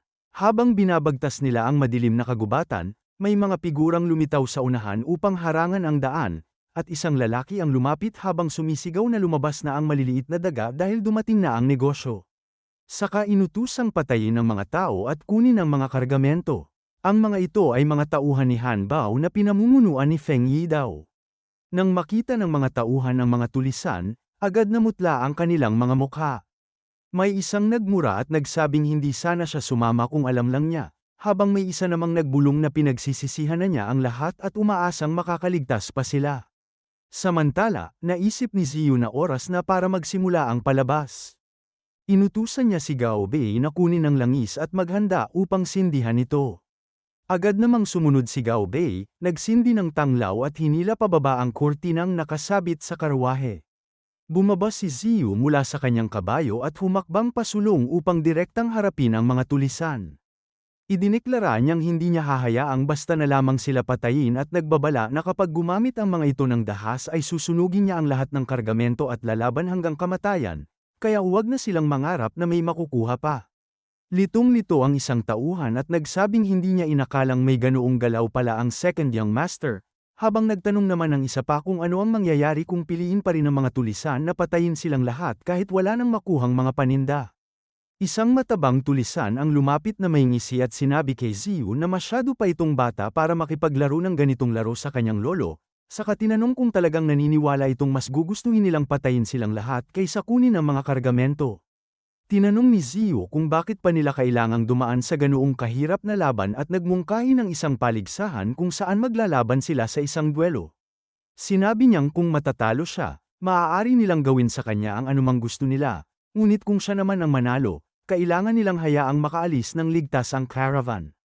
Tumawa ang tulisan sa mungkahing yun at kinutya siya bilang isang mahinang young master na wala ngang lakas upang pumatay kahit manok, at dahil gusto raw nitong mamatay ay pagbibigyan niya ito. Isang takot na tauhan ang pabulong na nagsabing tanging ang eldest young master lamang ng pamilyang Chu ang nakaabot sa blood condensation realm at nagtaka kung kaya nga ba talagang gawin yon ng second young master. Biglang sumugod si Zio at unang umatake, at sa isang iglap ay nakatutok na ang kanyang espada sa leeg ng tulisan, ngunit mabilis na yumuko ang tulisan at madaling naiwasan ang atake habang sinasabing hindi masama ang galaw na iyon. Kaagad itong gumanti ng atake ngunit naharang yun ni Ziyu. Habang nagpapatuloy ang kanilang laban, natulala ang mga tauhan. May isang napabulalas na napakahusay pala ng second young master, habang sumang-ayon naman ang isa at sinabing hindi niya talaga inaasahan ito. Dagdag pa na matagal palang itinatago ng second young master ang kanyang tunay na lakas. Biglang naglunsad si Ziyu ng mabangis na counter-attack at natamaan ang espada ng tulisan hanggang sa mabitawan nito ang hawak na sandata. Bumagsak sa lupa ang espada, at napalingon ng tulisan sa kanyang nahulog na sandata nang may gulat bago unti-unting tumalikod na tila paalis na. Sinabi ni Ziyu na hinayaan niya itong manalo, at natawa naman ang tulisan habang sinasabing maaari na silang umalis, saka inaming minamaliit niya ang kalaban dahil hindi niya inakalang may ganoong kakayahan ang isang young master. Labis na natuwa ang mga tauhan nang mapagtanto nilang natalo ni Chu Ziyu ang makapangyarihang tulisan. Ngunit magalang na tinawag muli ni Ziyu ang tulisan at hiniling na sandali itong maghintay. Huminto ang tulisan at tinanong kung ano pa ang gusto ng bata. Sinabi ni Ziyu na hindi niya alam kung ilan pang grupo ng mga tulisan ang naghihintay sa unahan. Kaya inalok niya ang tulisan ng 1,000 taels upang eskortahan sila sa pagtawid sa bundok. Ngumisi ang tulisan at sinabing kawili-wili at magandang ideya yun kaya pumayag siya. Sumama ang tulisan at ang kanyang mga tauhan bilang mga escort habang nagsimulang magbulungan ang mga tauhan ng caravan at sinabing mukhang magandang plano nga talaga ito. Nagtataka sila kung bakit hindi nila agad naisip yun, at napansin nilang kung sa pangunahing kalsada sila dumaan ay madadagdagan pa ng isang buwan ng biyahe at mas lalaki pa ang gastos. Idinagdag naman ng isa pang tauhan na napakatalino ng galaw na ginawa ng second young master. Hindi nagtagal ay ligtas nilang narating ang kanilang destinasyon. Makalipas ang 10 araw, sa mansyon ng pamilyang Chu, nakaupo ang family head sa pangunahing bulwagan habang nakatayo sa harapan niya si matandang Chen at nagbibigay ng buong ulat. Magalang nitong sinabi na nakapag-ikot papunta at pabalik sa Yan Kingdom ang second young master sa loob lamang ng 10 araw, ngunit bahagyang nagsimangot ang family head nang marinig yun at sinabing masyadong nagsugal ang batang yon. Pagkatapos ay tinanong niya kung ano sana ang nangyari kung hindi tumalab ang taktika laban sa mga tulisan o kung kulang sa lakas ang grupong yun upang eskortahan sila. Sumagot si Old Shen na hindi masama ang naging swerte ng pangalawang young master at sinabi rin niyang talagang malalakas ang mga bandido. Ipinaliwanag niya na dahil sa nangyari sa pangalawang young master, nagkaroon ng bagong patakaran na nagpapahintulot sa mga tao na umupa ng mga escort upang ligtas na makadaan sa kabundukan. Idinagdag pa niya na may kakayahan ang lahat ng 4 na young master at sinabi niyang kung handang itigil ng family head ang pagsasaliksik sa bagay na yun at personal na sanayin ang mga ito, kayang tumapat ng pamilya Chu sa pamilya Shen. Ngunit pinagsabihan siya ng family head na huwag magsalita ng walang kabuluhan dahil alam nito kung gaano kalaki ang naging kapalit nito, at mariin niyang idineklara na hinding-hindi niya isusuko ang kanyang pananaliksik. Yumuko si Old Shen at tahimik na umalis sa silid. Pagkatapos ay lumipat ang eksena kay Ziyu na walang tigil na nagsasanay ng kanyang blade technique sa loob ng bakuran. Nakatayo sa tabi si Gao Bei habang may hawak na mangkok ng tubig at bahagyang nakangiti habang pinapanood siya. Iniisip niya na mula nang bumalik ang pangalawang young master mula sa kaharian ng Yan, desperado na itong magsanay na halos nakakalimutan na nitong kumain at matulog, at hindi naman ito dati ganoong klaseng tao. Samantala, patuloy sa pagsasanay si Ziyu habang iniisip na sa orihinal na storyline. Matapos maranasan ni Chu Ziyu ang krisis ng kanilang pamilya, umalis ito sa Tongzhou Prefecture at pumasok sa Jianghu, dahilan upang lubos na magbago ang ugali nito. Ngunit hanggang ngayon ay hindi pa rin niya alam kung ano talaga ang krisis na yun, kaya nagpasya siyang bago pa mangyari yun, kailangan muna niyang makapasok sa blood condensation realm upang magkaroon ng sapat na lakas para protektahan ang sarili. Lingid sa kanyang kaalaman, lihim siyang pinagmamasdan ni Chu Sheng. Iniisip nito kung paano biglang umangat si Chu Ziyu at nakontrol ang caravan, nagkaroon ng prestihiyo at malaking kita, at kung magpapatuloy ito ay tiyak na matatalo siya sa loob lamang ng 1 taon. Maya-maya ay lumapit ang ikalawang asawa at tinanong si Chu Sheng kung ano ang ginagawa nito. Saglit na natahimik ang kanyang anak bago sinabing hindi maaaring manatili ang caravan sa kamay ni Chu Ziyu. Bumuntong hininga ang ikalawang asawa at sinabi na hindi ganoon kadaling maagaw ang caravan dahil hinding-hindi yon ibibigay ng master sa kanya. Ngunit biglang sumilay ang malademonyong ngiti sa mukha ni Chu Sheng habang sinasabing alam niyang hindi yun ibibigay sa kanya ng kanilang ama. Pero paano kung ang ikaapat na kapatid naman ang humiling nito? Iniisip niya kung ibibigay kaya yun kay Chu Shang. Nagliwanag ang mga mata ng ikalawang asawa sa mungkahing yun at sumang-ayon siyang posibleng gumana ngayon dahil si Chu Shang ang kasalukuyang pinakapaborito ng master, kaya nagpasya siyang subukan ito. Makalipas ang ilang sandali, dumating ang ikalawang asawa sa tirahan ng ikatlong asawa para bumisita. Magalang siyang sinalubong ng ikatlong asawa at tinanong kung bakit hindi siya nagpadala ng mensahe ng maaga. Lumapit naman si Chu Shang at magalang na bumati sa ikalawang asawa, habang sinasabi naman nito na simpleng pag-uusap lamang ang sadya niya rito at tinanong kung maayos ba ang takbo ng mga tindahang pinamamahalaan ni Chu Shang. Sumagot ang ikatlong asawa na hindi naman gaanong malaki ang kinikita ng mga tindahan at idinagdag niyang wala namang balak si Chu Shang na makipaglaban para sa mana. Kaya sapat na ang maliit na kita para sa kanila. Sinabi naman ng ikalawang asawa na nagkakamali siya ng pagkaintindi at ipinaliwanag na alam niyang ayaw ni Chu Shang na makipag-agawan sa posisyon ng family head, ngunit mas mabuti pa rin kung mas malaki ang kinikita ng negosyo. Biglang natigilan ang mag-ina nang marinig yon. Nagatubili ang ikatlong asawa at sinabing limitado lamang ang negosyo ng pamilya Chu at naipamahagi na ang mga tindahan, kaya parang nakakahiya nang humingi pa ng dagdag. Ngumiti ang ikalawang asawa at iminungkahing hindi naman kailangang humingi pa dahil maaari naman silang magpalitan. Binanggit niya na higit doble na ngayon ang kinikita ng caravan ni Chu Ziyu. Nang marinig yun, nagningning ang mga mata ni Chu Shang sa excitement sa pag-iisip ng dobleng kita. Kinabukasan, ipinatawag ng family head si Ziyu at sinabi nitong napakaganda ng naging pag-unlad ng kanyang caravan nitong mga nakaraang panahon. Sinabi rin nito na kahit hindi man siya maging tagapagmana, siguradong magiging haligi siya ng pamilya Chu at dapat magkaisa at magtulungan ang magkakapatid. Sumagot si Chu Ziyu na tama ang sinabi ng kanyang ama, ngunit sa loob-loob niya ay iniisip niya kung ano ba talaga ang ibig sabihin nito dahil malinaw namang alam ng kanyang ama na muntik na silang magpatayan ng kanyang mga kapatid. Nagpatuloy ang family head at sinabi nitong nais niyang bigyan si Chu Shang ng karanasan, kaya iminungkahi nitong ipagpalit ang caravan sa mga tindahang nasa pangalan ni Chu Shang at tinanong kung pumapayag siya. Palihim na nanlait si Ziyu habang iniisip na noong delikado pa ang caravan ay walang interes si Chu Shang, ngunit ngayong naayos na niya ang trade route ay saka lamang balak ipahawak ito rito, bagay na para sa kanya ay sobrang kapal ng mukha. Sumulyap siya kay Chu Shang at sinabing dahil nakapagdesisyon na ang kanilang ama, ipapasa na niya ang caravan sa kanyang ikaapat na kapatid. Sinabi ng family head na natutuwa siyang pumayag si Ziyu at dinagdagan pa siya ng isang weapon shop bilang kabayaran. Pagkatapos ay sinabi nitong bata pa si Chu Shang at kulang pa sa karanasan kaya isasama niya si Lin Qian bilang kasama nito, dahilan upang agad yumuko si Chu Shang at magpasalamat sa kanyang ama. Samantala, iniisip ni Ziyu na si Lin Qian ay isa sa dalawang pinakamalalakas na retainer ng pamilya Chu at nasa blood condensation realm pa. Kaya napakalinaw ng favoritism. Sinabi niya sa sarili na pareho silang anak ngunit napakalaki ng agwat ng trato sa kanila. Lumingon si Chu Shang kay Chu Ziyu at nagpasalamat sa kanyang pangalawang kapatid.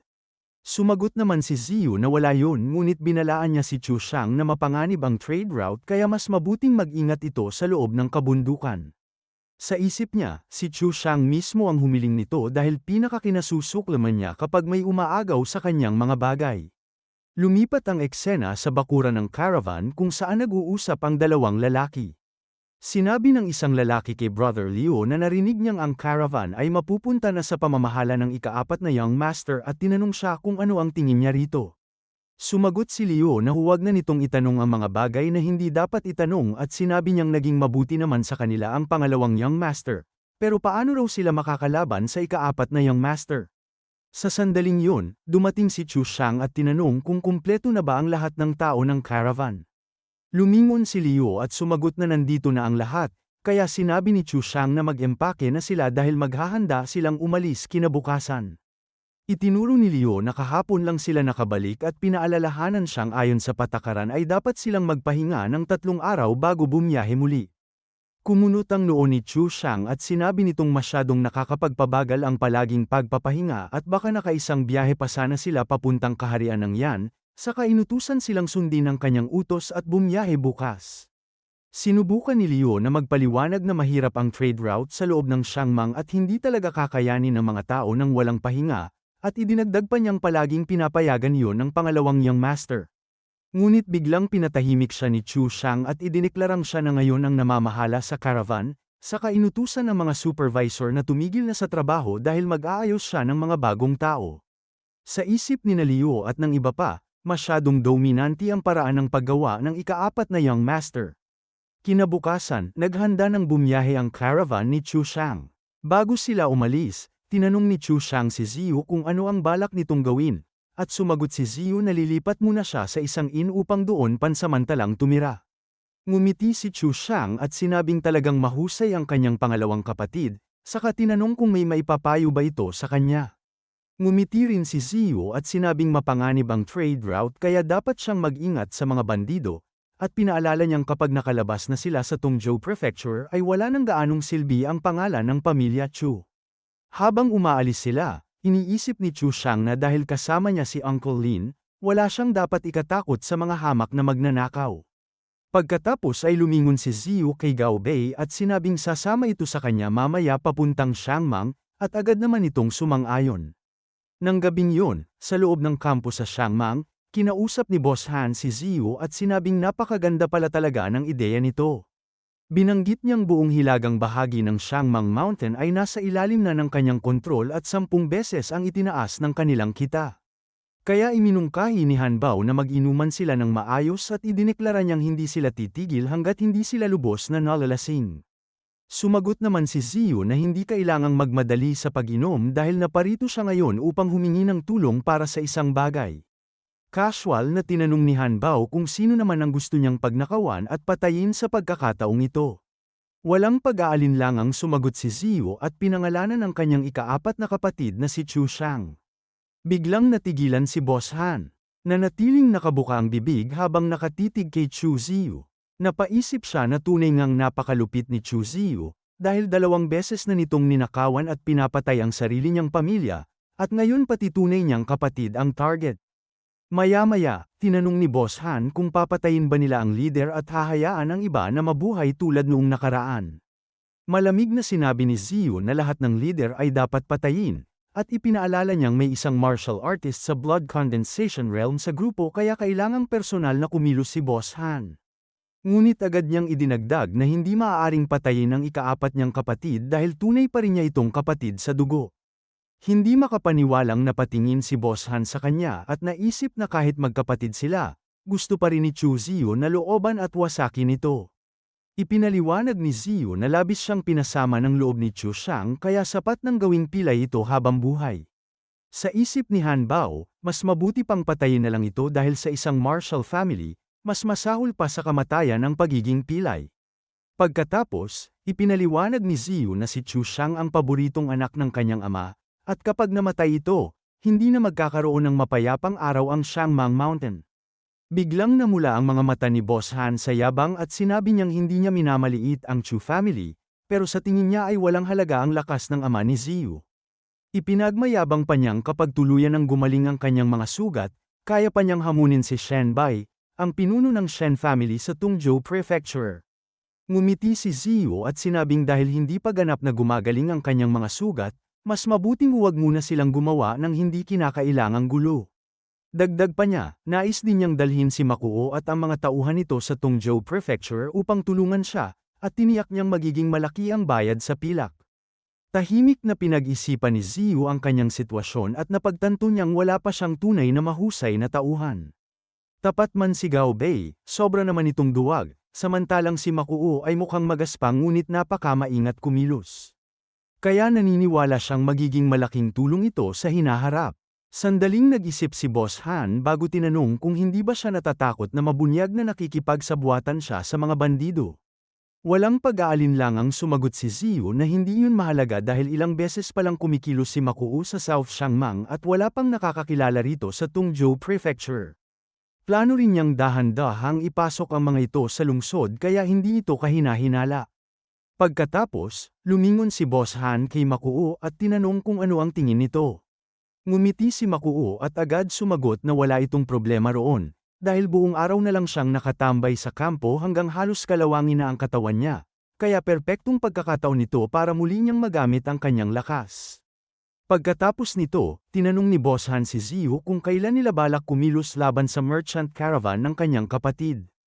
Sinabi ni Ziyu na hintayin muna nila ang pagbabalik ng caravan dahil kung mananakawan agad ito pagkalabas pa lang, magiging masyadong kahina-hinala ang sitwasyon.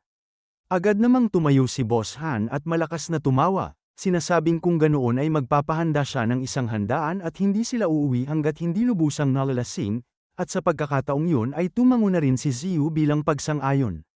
Kinaumagahan, umalis si Ziyu kasama sina Makuo at Gao Bei na sumusunod sa likuran niya. Bigla naman nilang nakasalubong si Feng Yidao, na ngayon ay tinatawag ng Chief Feng. Tinignan ni Chief Feng si Makuo at nagtatakang tinanong kung bakit ganoon ang suot nito. Sumagot si Makuo na kailangan ni Young Master Chu ng mga tao sa kanyang panig kaya kinuha sila upang tumulong, sa kanya tinanong kung hindi pa ba nagsisimula ang negosyo sa panig ni Chief Feng. Sumagot si Chief Feng na ayon sa impormasyong ibinigay ni Young Master Chu, may merchant caravan ng Luo family na babalik mula sa estado ng Yan kaya medyo napaaga lang sila bago ito dumating. Nang marinig yun, agad nagtanong si Ziyu kung ang tinutukoy bang Luo family ay ang maliit na Luo family mula sa Shuangfeng Town. Tumango si Chief Feng at kinumpirmang si Chu Ziyu mismo ang nagbigay ng impormasyong yon, saka nagtatakang tinanong kung hindi ba niya naaalala.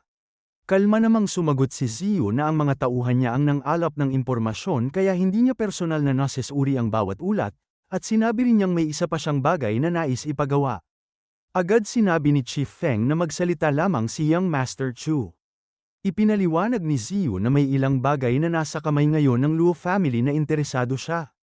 Kaya nais niyang tulungan siya ni Chief Feng na makuha ang mga yon habang iniiwasang masyadong lumabag sa mga patakaran at siguraduhing maayos ang paghawak sa sitwasyon.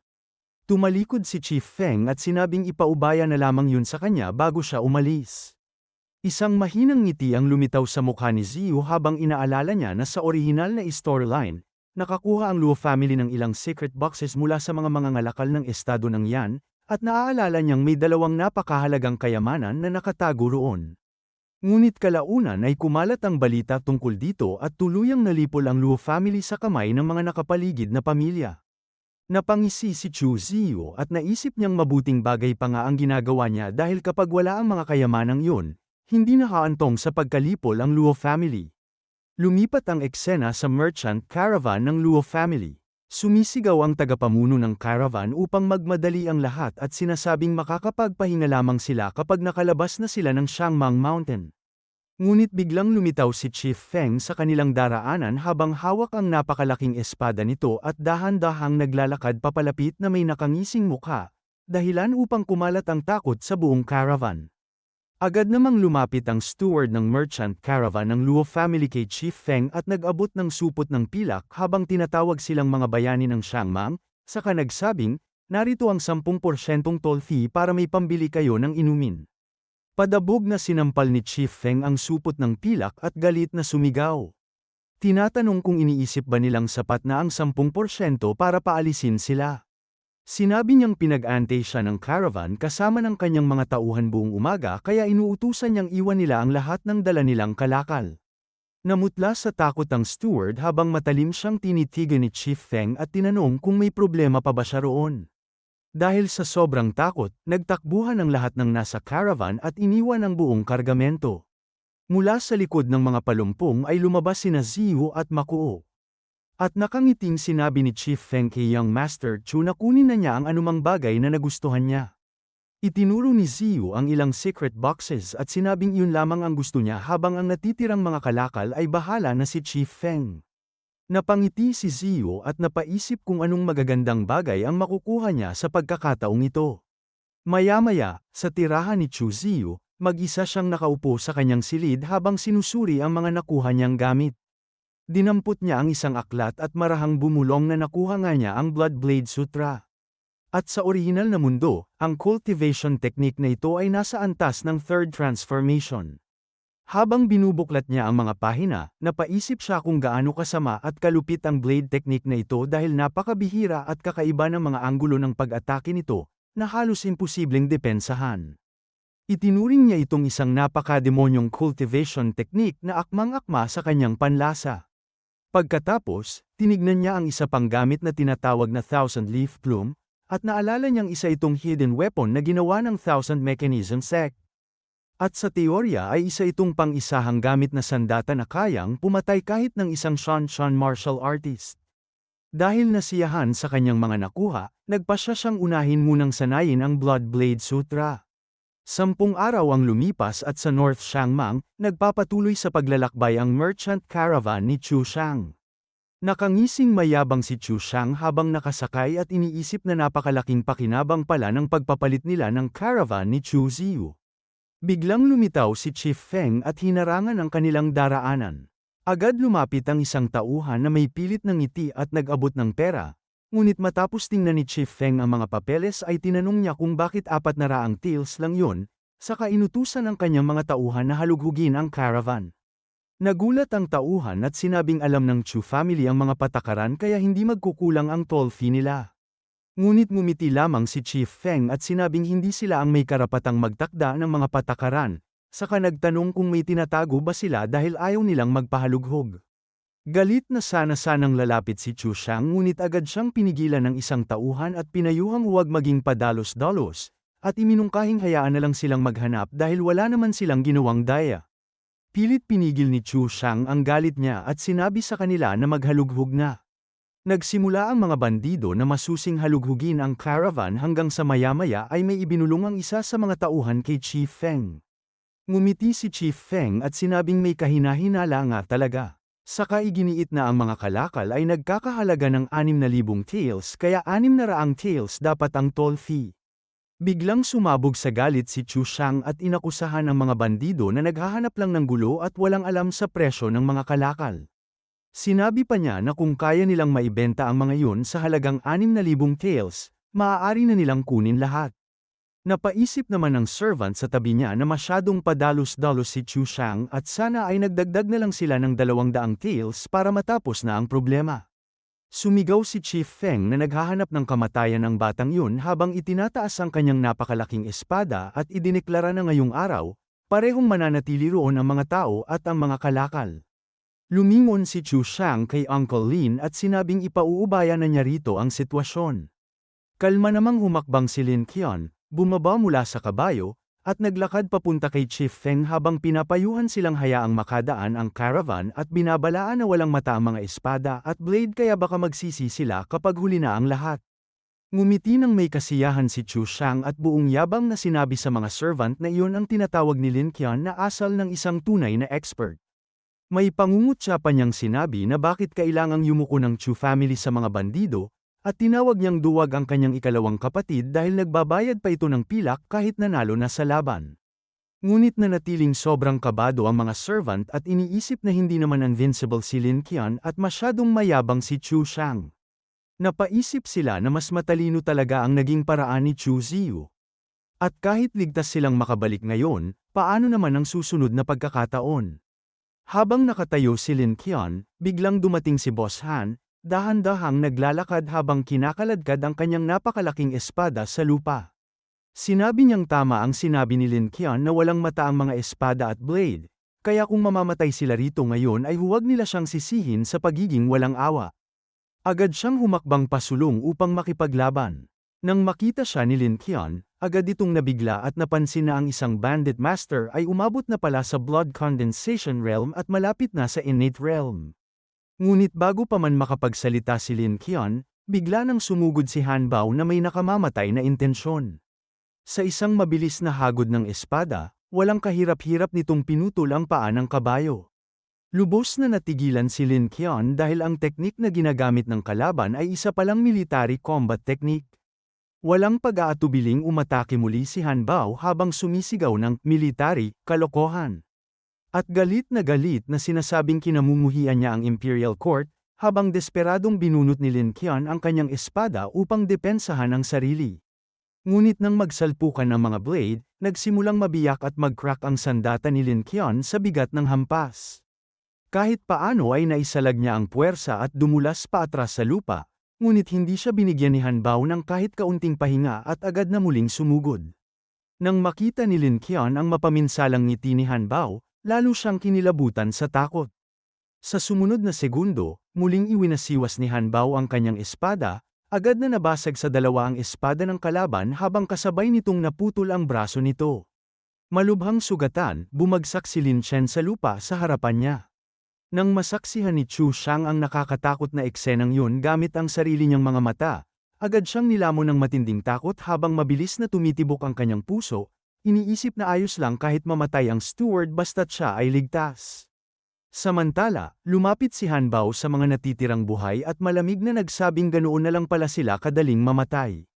Sa puntong yun, halos hindi na makagalaw si Chu Shang sa sobrang takot at desperadong nagmakaawang patawarin siya habang ipinapahayag na siya ay mula sa pamilyang Chu ng Tungzhou Prefecture. Samantalang iniisip naman ng kanyang tauhan na walang silbi ang paggamit ng pangalan ng pamilya sa Shangmang Mountain.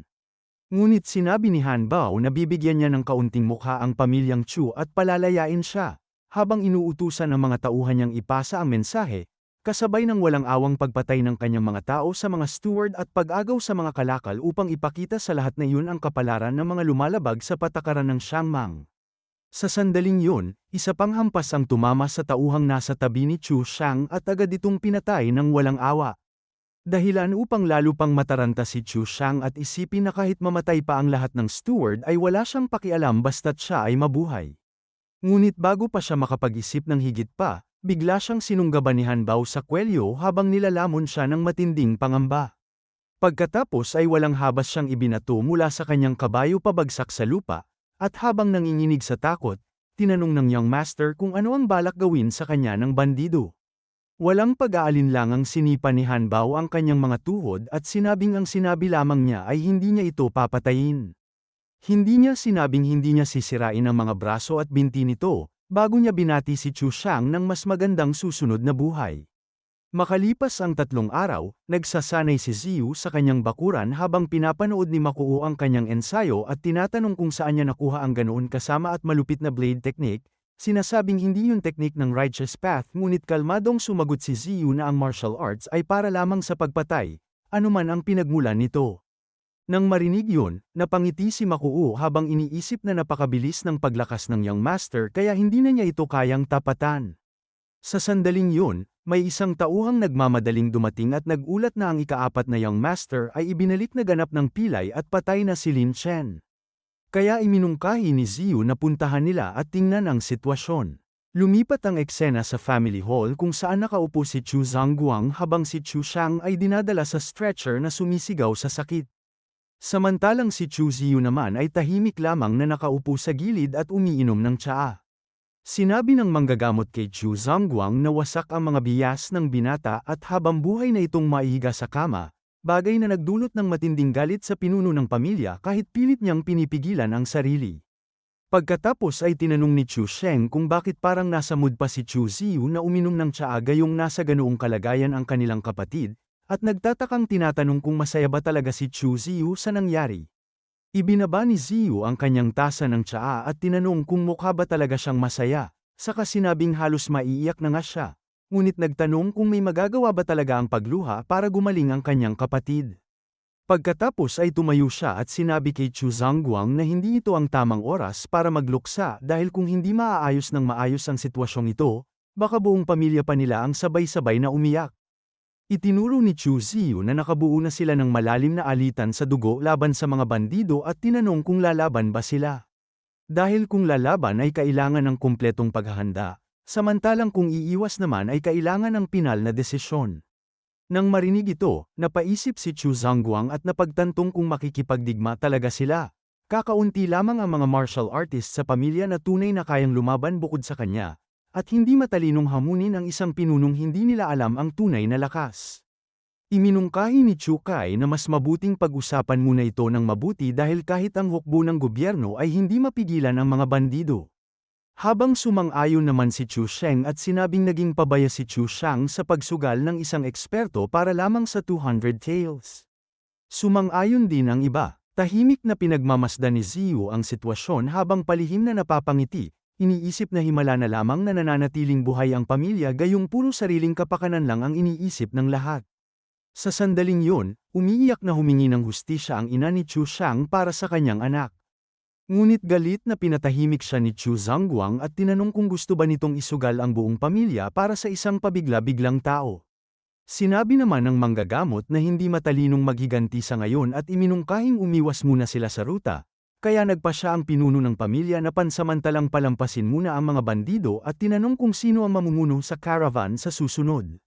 Nang marinig ito, agad na kinabahan ng iba pang mga anak at mabilis na umiwas ng tingin dahil alam nilang malas ang sinumang pupunta sa bundok. Pagkatapos ay tumingin ng tagapayo ng pamilya kay Chu Ziyu at sinabing dahil siya ang pinaka may kakayahan.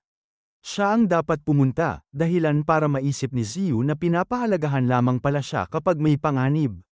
Sinabi naman ni Chu Zhangguang sa kanyang anak na dahil nagsalita na ang kanyang tiyuhin, siya na ang pumunta. Ngunit tinanong ni Chu Ziyu kung may mga patakaran pa ba ang pamilya.